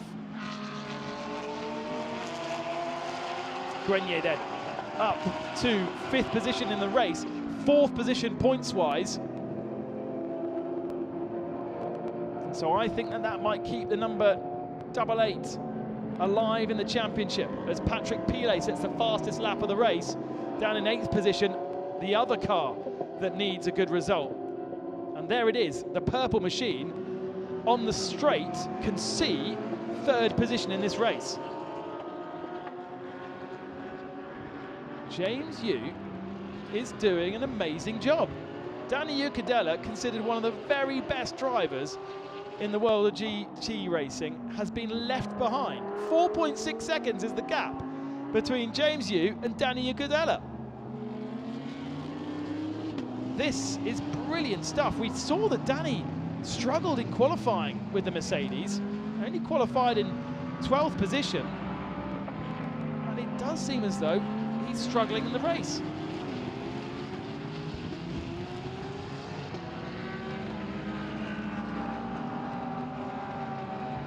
And with that number 11 leading the race, it does mean that our retired 911 machine is still in championship contention, even though it scores no points here. It's going to be tough on Sunday. And just at the back a shot, Yi looking down the inside into 5. It's not really a place you want to be trying to overtake. He's lost a little bit of momentum there with Kamimura filling his mirrors, and Patrick Pile coming and joining this group as well. A reminder, this is a battle for 3rd position that at the moment Ishan Perez is holding on to, the Sri Lankan driver, but it's not scoring points for the championship. Now for many in this group that won't matter because they're not worried about the championship, but the 88 is, and so is the number 4 at the tail of the group, and the 44 now is part of the group, isn't it? Probably another car or two lengths between himself and Kamimura. You guess the chance. You get the feeling. Oh, Grenier down the inside. What an assertive move there. He's going to bully that 992 machine off the circuit as well on the exit to make sure the door is shut on Mortara. And the elbows are out between the pros. Grenier with his head down now. Points for 3rd now.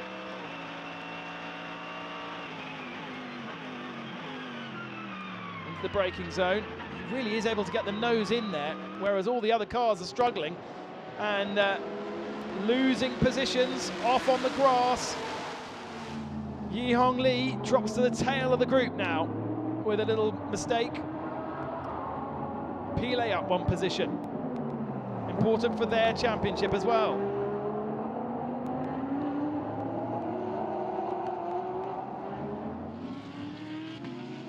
Now let's not forget that the Porsche, the Audi at the head of the field is an Absolute Racing car. The number 11, run by Absolute Racing, who run 4 Audis today.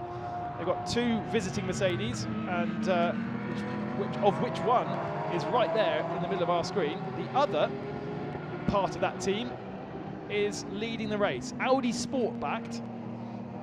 We also have Absolute Racing running 2 Porsches, one of which is sitting on the sidelines, needing somebody to beat the 37. And who's beating the 37? Absolute Racing's Audi.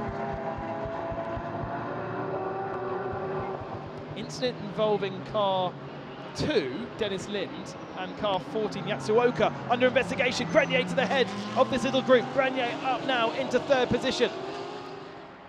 Doesn't change the things. Oh, and Ishan Perez looking down the inside.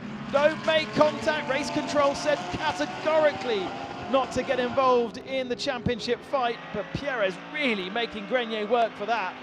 Now down here was where Grenier showed his nose a lap ago. I bet he tries to hold that apex as much as possible, kind of half opens the door, but the Audi actually is under attack and has lost a position to Mortara there. I can see from the ring mirror of the car that has happened. There's Mortara now ahead of the Be Quick Absolute Racing Audi. It looks to the inside. Can't really leave you braking that late. Maybe Mortara's left his braking a little bit late. They're all desperately squabbling over this track position. And now Patrick Pile in the purple Porsche needs to try and attack as well. Wow, it's like touring car racing. He's pushing him down the straight.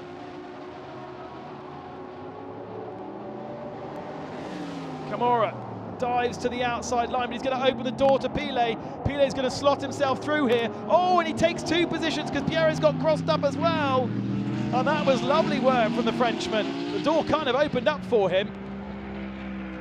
Pierres loses another spot, and it doesn't really benefit Kamimura.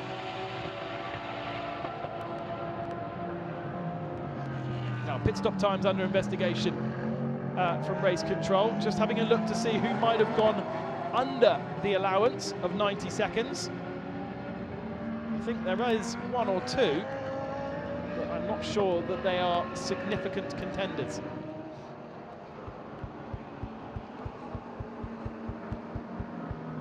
So, James Yu leads, Juncadella second, Grenier third. Now, replay further back. There's our Ferrari. Harmony Racing, welcome. Opens the door. Ooh. And the number 3 clatters into the door of the Ferrari, which is, will not be welcome, as that car has already been rebuilt once. The number 3 is Climax Racing's Hu Yuqi. Wasn't that the car that was in the gravel trap? I'm pretty sure that was the car that was in the gravel trap, which is 2 laps down, but back out on circuit. So actually, the Ferrari had every right to be doing what it's doing. As we've got drive-through penalties for car 2 and car 8 for short pit stops. Big penalties then for Earl Bamber Motorsport, the EBM Porsche of Tanart Sathentirikul, who's aboard that car right now. Dennis Lind is aboard the number 2 up in 13th position. Ishan Perez has run wide, so has Kamamura. And Kamamura gets bullied off the circuit at the final turn as well, so that promotes Yi up 2 positions once more. And Yi Hongli gets himself back up to 6th spot. And now Perez opens the door again, or the door is forced open actually by Kamamura, and Kamamura goes up to 6th. So all that fun and games now is over. That little pack has filtered them their way through, but we've still got pro drivers out there and fighting. Dennis Lin taking his drive-through penalty below me, as Mortara and Patrick Pile go at it. Mortara not in championship contention, but their team car, the number 11 of course, is. So they'll be on the radio at Absolute Racing, trying to encourage the Swiss-Italian driver to keep his elbows out as much as possible, try and prevent Patrick Pile from getting past, maximise the opportunity. But what we can pretty much say right now, with a gap of 3.7 seconds, which actually has come down a little bit, still got 16 minutes remaining, but James Yu has done a fantastic job. Let's just hope, with this very abrasive circuit, which we've heard from some of the drivers is a bit of a concern, let's just hope that James Yu's got enough tyre versus Danny Juncadella, and he's not been using too much of the tyre, so that it runs out at the end of this 15 minutes. We'll flash the lights from Eduardo Mortara in 4th. Down the inside, Patrick Pile claims the apex, now just needs to sit on that apex, although the car runs a little bit wide. He's done it, but he could be under pressure at turn 1. Pile moves himself up into 4th position, Mortara down to 5th. Yi Hongli in 6th position now, Kamamura 7th, Perez 8th, Mikael Mack is up to 9th, and Yatsioka round out the top 10.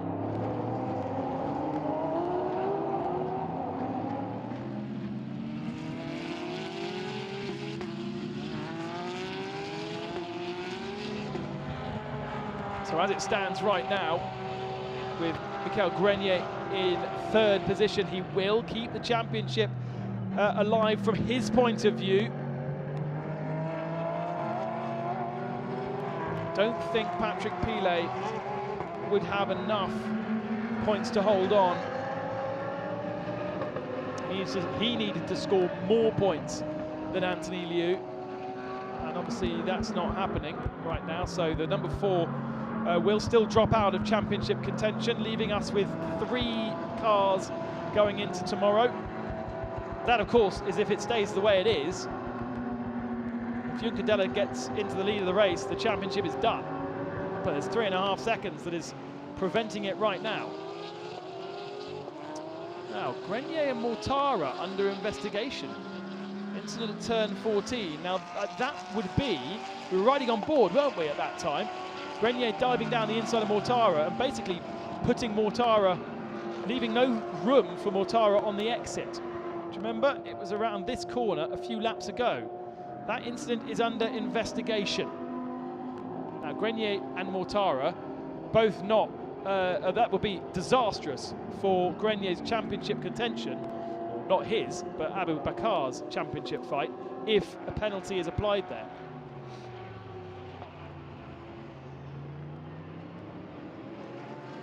Because a penalty would drop him, unless it's just a 5-second penalty, a little penalty, in which case he might lose 1 or 2 positions. Any kind of stop-go penalty will throw him out of the championship.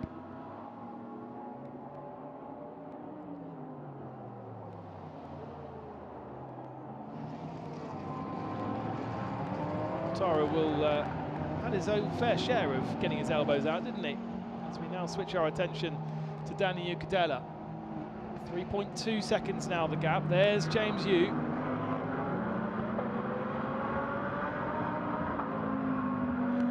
Chinese silver driver.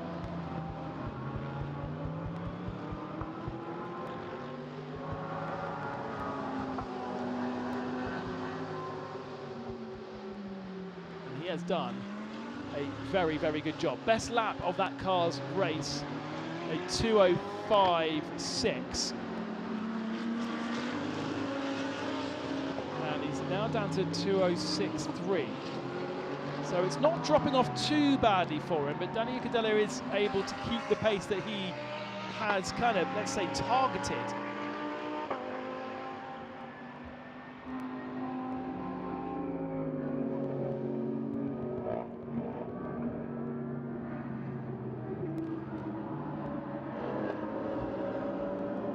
We've only got 12 minutes left. James Yu, just 22 years of age.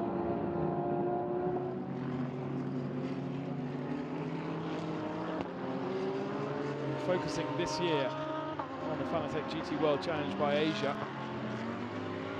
Was with Absolute Racing back in 2017 when they did some single-seater racing. He must have been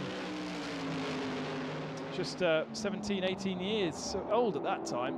Just 3 years of car racing. And that is just remarkable, isn't it?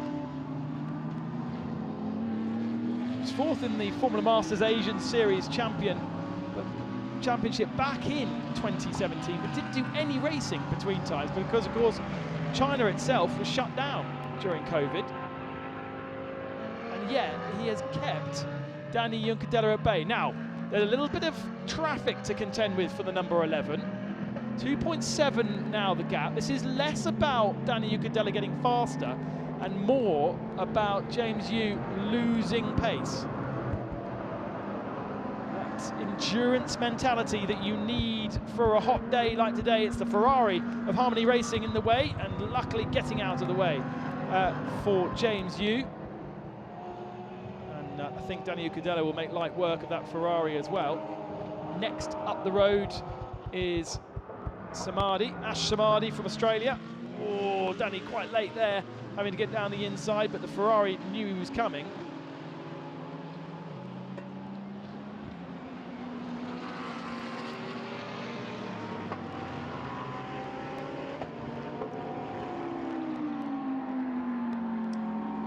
So, if it all stands and stays as it is, which it should, unless we get a penalty for the 88, then this 37 car is going to come away from this race with a 19-point advantage over both the 911 machine and the 88 machine, making tomorrow's job a little bit easier.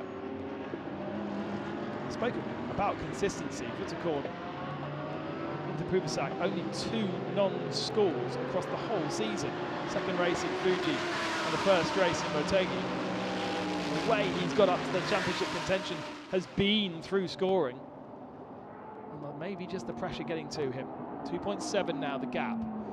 Equal on that last lap, the 2 lap times of James Yu and Danny Ukadela. And there is exactly what I've just mentioned. Anthony Liu, 141. Prince Abu Bakar, 122. Same points as Vitakorn into Pubasak, meaning a 19-point deficit. Hang on, is that a 19-point deficit? Yes. No, 21. But the championship stays alive. Wei Lu, with Patrick Pilet aboard the 4 car, would drop out of contention with just 25 seconds remaining. So, incident involving car 18 and 992. No further action. I'm not sure they mean... Oh, that's a turn 2. So what was 18 doing with 992? That was Kamimura and Mortara. But there is still another one. The more interesting one is the 88.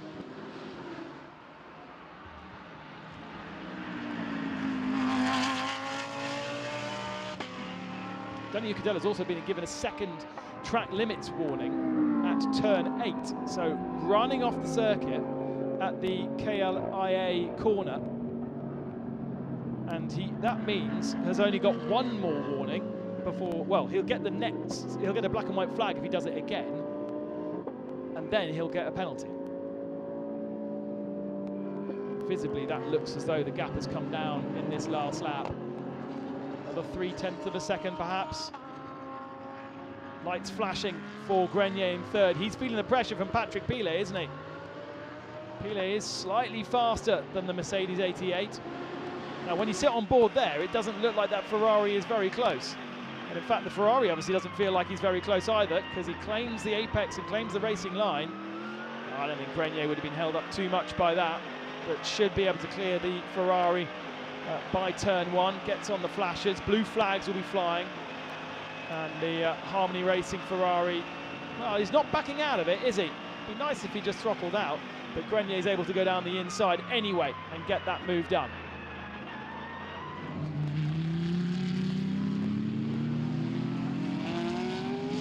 Also got an incident involving car 99 and 2. Dennis Lind, who I feel like I've mentioned a few times already, and Yanbin, which was the Ferrari. I think we saw that, didn't we? The contact between the two of them. That is now under investigation by race control. Blue flag still flying, and he's getting out of the way nicely now is Yanbin. Xin Yanbin from China, and that all-bronze entry that, say, raced in Sepang 12 hours at the start of the year.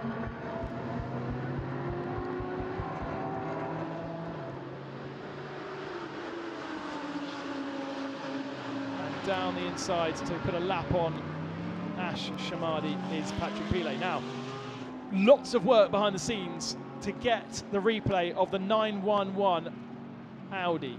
Porsche Vitacorn. So there's a bit of contact going on the inside.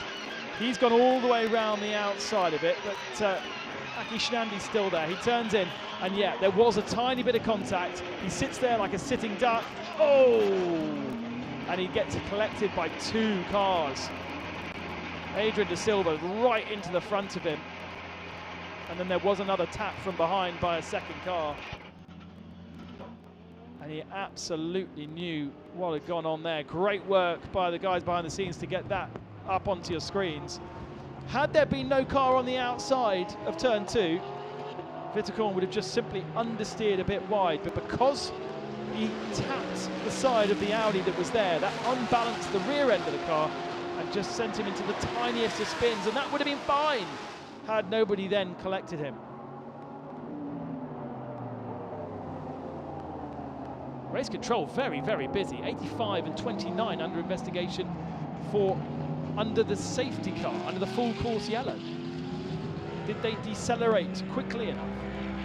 Now, all these cars have got GPS sensors, and so that is now the way that race control can monitor the speed of every single one of the cars and know exactly what speed it was doing at any given point within that full course yellow countdown period, or even in the full course yellow period itself.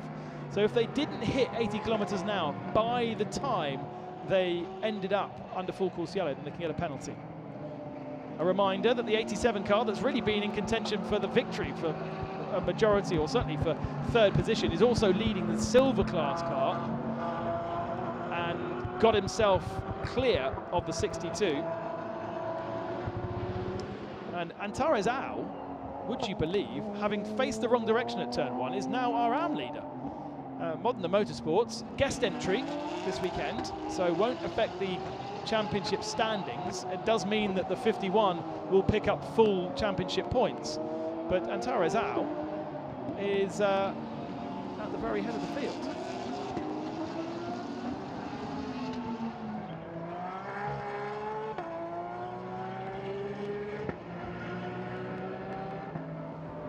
Another absolutely stunning, slightly mad livery, but pretty stunning. A car that's travelled from the Spa 24 hours back to Asia,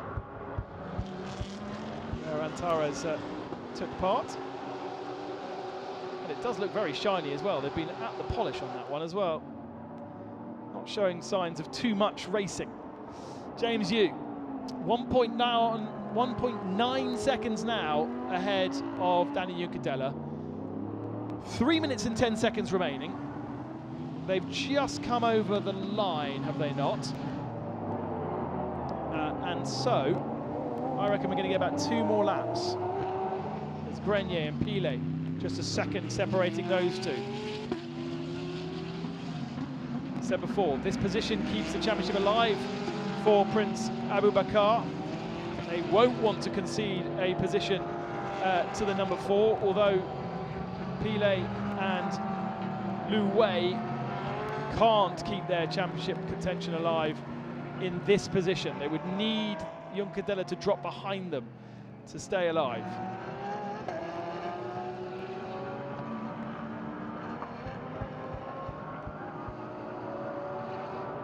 There's our GT4 driver. We've not seen too much of him in the race today, but it's great to have Toyota Gazoo Racing Indonesia with us. And with their participation in this race and the next, they will be runner-up in our GT4 Championship for 2023. By virtue, I can say that, by virtue of nobody else being able to take any points away from them. And they now have the GT4 lap record around this circuit as well, as claimed earlier on today. The lap record, 2:19. Oh, number 3 in the barrier here. And this is Bian aboard the car. So Bian Ye, that car's already been in the gravel trap, remember, pulled out the gravel and restarted, has found a barrier somewhere. And a bit of grass too. Over the line, 1 more lap to go for James Yu and Danny Juncadella. We've got yellow flags out covering that incident.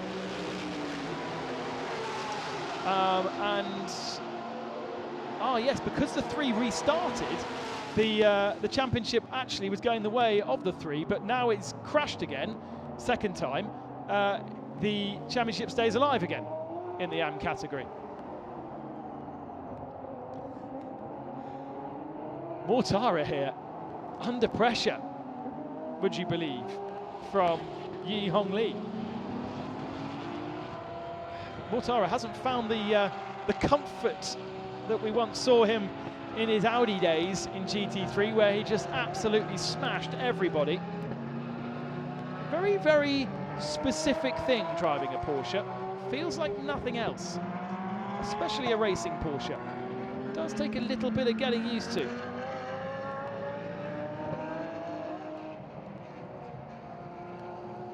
Doesn't really change much in terms of the Silver Cup, because Yi Hong Lee is still in the lead of that. But I guess he might fancy a scalp, especially one of the most famous motor racing names. Time has elapsed then. 1.5 seconds separate Danny Juncadella and James Yu. It was a mega qualifying from Andrew Haryanto to put that car on the pole position when nobody really expected him to do so. They've hardly really scored chunky points across the whole of this season. Motegi in July was when they got their last victory, just 10 points since then. But this is it, their second victory of the season and Audi Sport Absolute Racing take the checkered flag. Danny Juncadella second position over the line, and Michael Grenier will keep third position with Patrick Pilet in fourth. And the battle for fifth position goes the way of Mortara, ahead of Hong Li. And then Kamamura over the line. As battles continue down through the field, Perez is the next to come over the line. A very strong defence in the early part of his stint to keep himself in third, but the Sri Lankan finding the pace of the pros quite fierce, especially being a silver.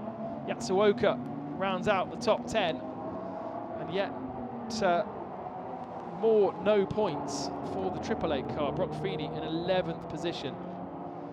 And the next car to come across the line will be Antares Au, who is our AM victor. Perhaps more importantly though, Ben Porter, second position, will take full points in the AM and keep that championship battle alive for tomorrow.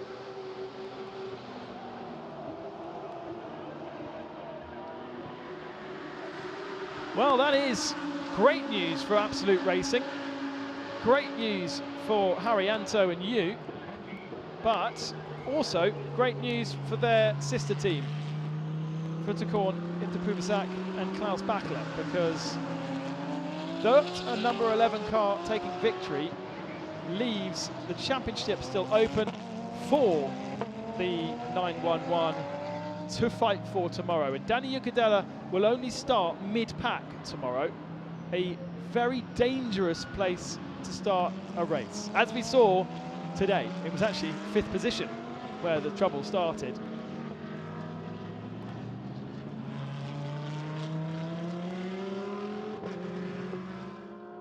Here is our silver winner, Yi Hong Lee, or Leo Hong Lee, his English name, and Wambo, or Bob. And so that is a great comeback in their brand new car. Great answer to their problems in Okayama. And also, what's more, fighting at the head of the field as well. It wasn't a case that they've won the silver, but they've won the silver on their own. They had a really strong fight. Antares Au comes over as our AM winner, and he's had to do the whole race. So not only has he won the AMs, but he's done it on his own and had to withstand not just an hour's worth of racing, but of course that red flag period where they had to keep recovered as well. Love the arch they use here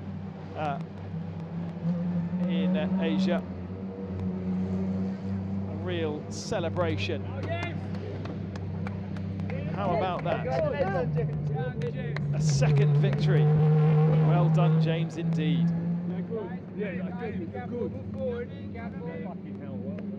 4 victories in Formula Masters back in 2017.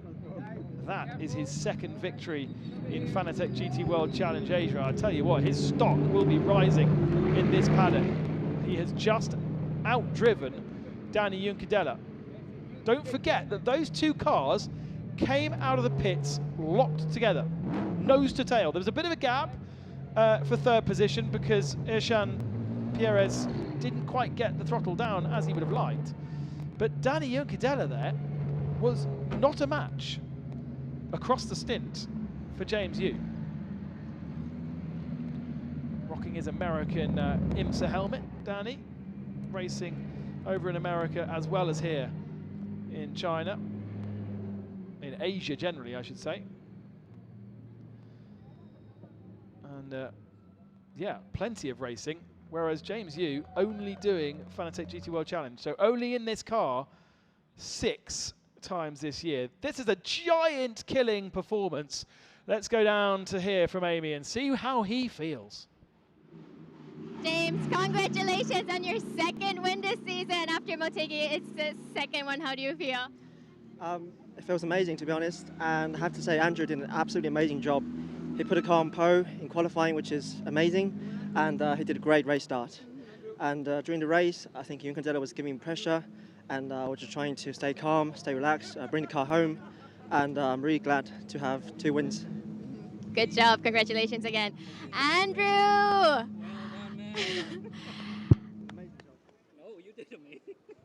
So today was a perfect day for you, starting with your qualifying and then pole to win. Congratulations. Yeah, so because of James. It was amazing. I mean, yeah, he fended off all the top drivers. He's really something. But your stint as well, despite everything what happened behind you, you kept it safe, brought it back safely. Yeah, it's just a safety car stint. Did nothing. Great racing. But really, congratulations again and party hard. All right, thank you.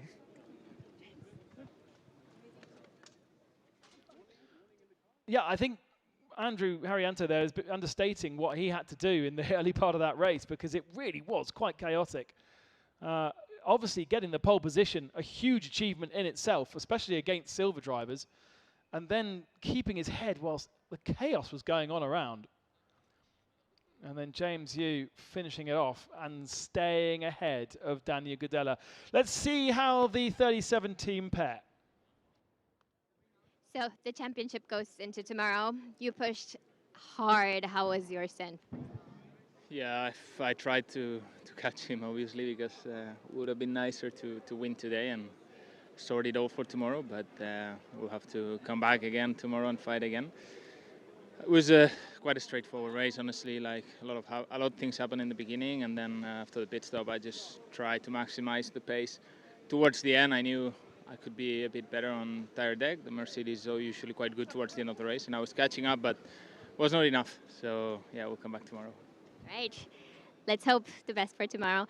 Anthony, also your stint, it was crazy behind what was going on, was just a lot. But despite that, you brought the car back safely. And tomorrow you still have a big chance to win the championship. 7th, finished 7th. All right. Yeah, finished 7th. So what's the percentage there? 90%. All right. Yeah. No, 100%. 100%. Okay, I got the odds. So rest well and see you tomorrow. Thank you. He's done the maths already, hasn't he? He knows exactly what needs to be done.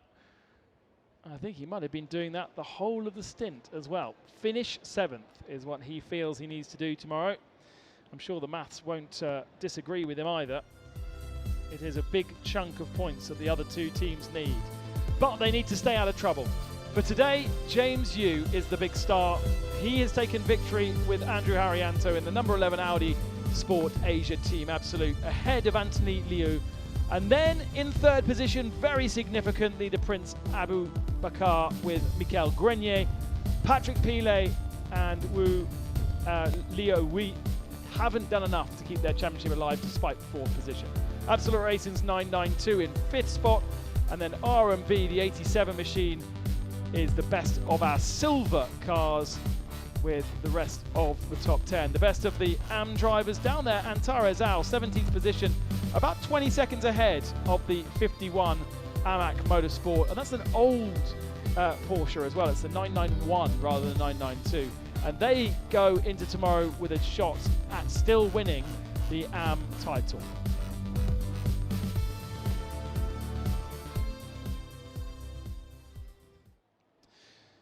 So the overall points after this race then. 141 points for Anthony Liu, plays 122 for Prince Abu Bakar, 19-point difference. And Putukon Interpuvasak also with a 19-point difference to Anthony Liu.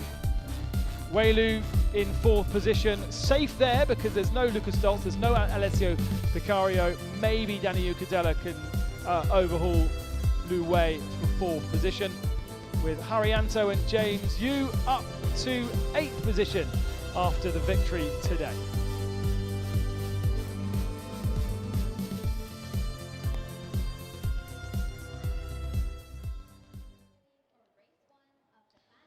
No rain, no troubles from the weather, but plenty of action from the 30 GT3 cars, squabbling over the same piece of tarmac.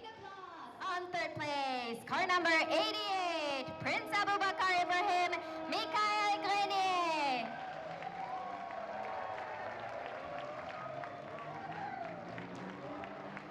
On second place, car number 37, Anthony Liushu, Daniel Juncadella. And the winners on first place, car number 11, Andrew Haryanto, James Yukwai.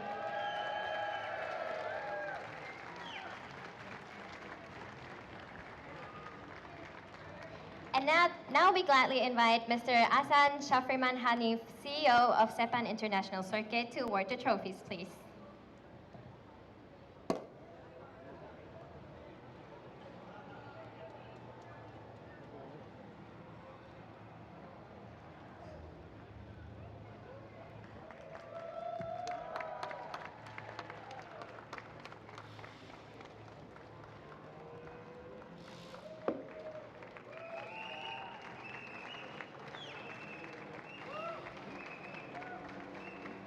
Congratulations, gentlemen. Let's now get together for a photo, please. All to the front and to the media. If you could step a little bit to the front, maybe. Decent work to do for Craft Bamboo overnight. Daniel Cadella does not look happy. And they start mid-pack tomorrow with pro drivers all around that have shown that they have the pace. James Yu over the full stint, just a second and a half faster than Daniel Cadella.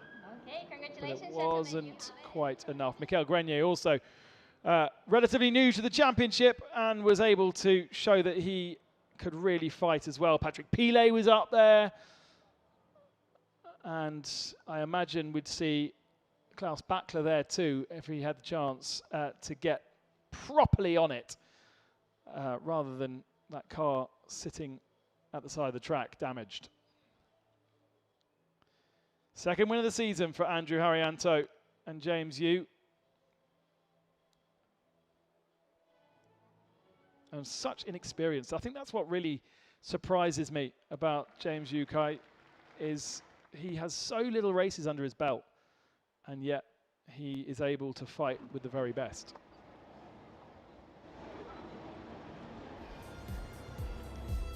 GT4 points then after this race. The sole Toyota Gazoo Racing Indonesia machine moves up into third position with its victory here today. And with another 25 points, should be able to overhaul the Czech shop crew and finish second in the championship. But with all the victories in Japan, Masaki Kano and Manobu Orido are unchallengeable in the YZ Racing with BMW M Store. Back to the podium, we've got our silvers, our AMs, our GT4 podium of course, and the China Cup.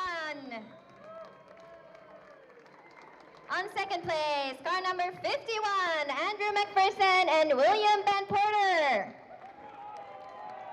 Congratulations. And the winner of this race on first place, car number 30, Antane Sao. Congratulations. And now we gladly invite Mr. Asan Shafriman Hanif, CEO of Sepang International Circuit, to award the trophies, please.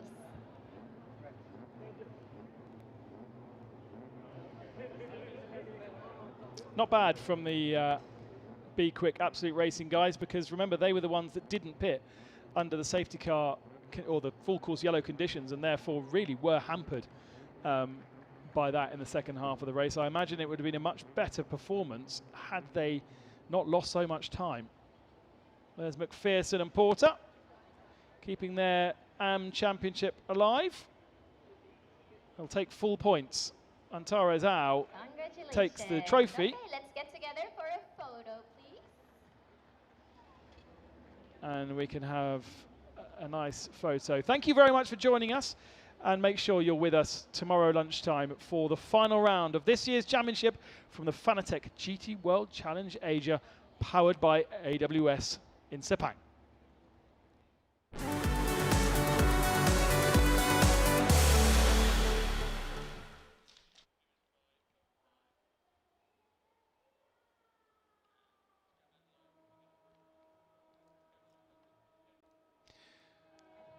Where's everyone else gone? We've just got a couple of We've just got a couple of Australians spraying their champagne. The rest obviously decided to take it for a drink. McPherson and Porter will be retiring their car after this weekend, the 991, and presumably getting themselves a 992 to play with. Actually, quite big differences between those two machines, despite the fact they look relatively similar to an untrained eye like mine when you're trying to study 911s, but they do handle very differently, I'm told. We have the GT4 So the silver standings has been won by Climax Racing. The Climax Racing, oh sorry, it hasn't been won by Climax Racing because AMAC Motorsport are just enough in contention to keep the AM Championship alive. That was the AM Championship.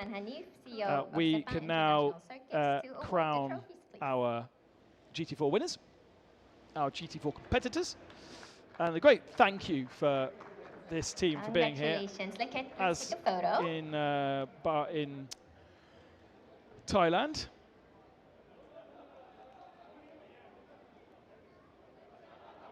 And also to the media on the pit wall, please. So trophies aloft and GT4 crowned. Very well deserved. Let's move to champagne time.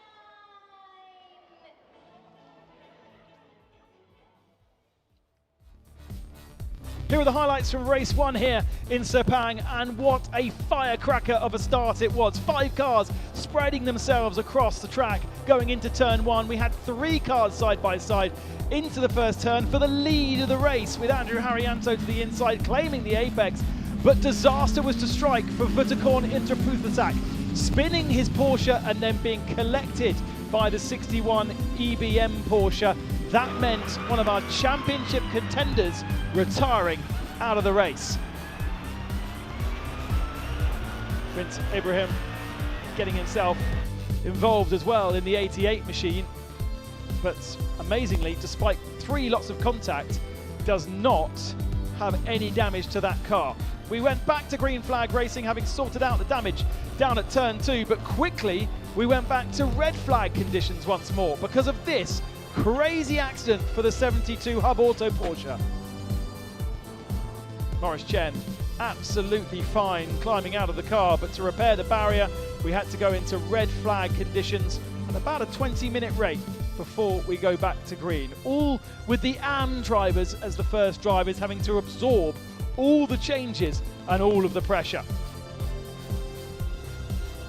Once we went back to green flag, Juan Bo in the 87 Porsche, third at this point, was looking very, very strong, trying to attack Andrew Liu ahead of him.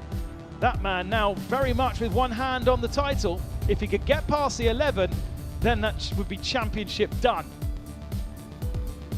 Akish Nandi joining us in the championship and moving up into 3rd position ahead of the 87. And then we had a full course yellow because the number 3 found itself in the gravel trap and kept the AM Championship alive. Under the full course yellow, everybody pitted and changed and put their pro drivers in, which meant James Yu in the number 11, Danny Unkadela in the number 37. They came out of the pits nose to tail, but by the midpoint of the stint, James Yu had extended the advantage to 4.5 seconds. Meanwhile, Patrick Pile aboard the number 4 machine got his elbows out trying to get himself up through the field. James Yu held on by 1.5 seconds over Danny Unkadela to take the 2nd victory of the year for Absolute Racing and keep their Porsche team alive for the championship. But there would be a 19-point gap with Danny Unkadela and Andrew Liu heading into Sunday with 19-point advantage over the 88 and the 911 machines. That is it for today. Make sure you join us at lunchtime local time tomorrow for the final round of this year's championship. Bye-bye for now.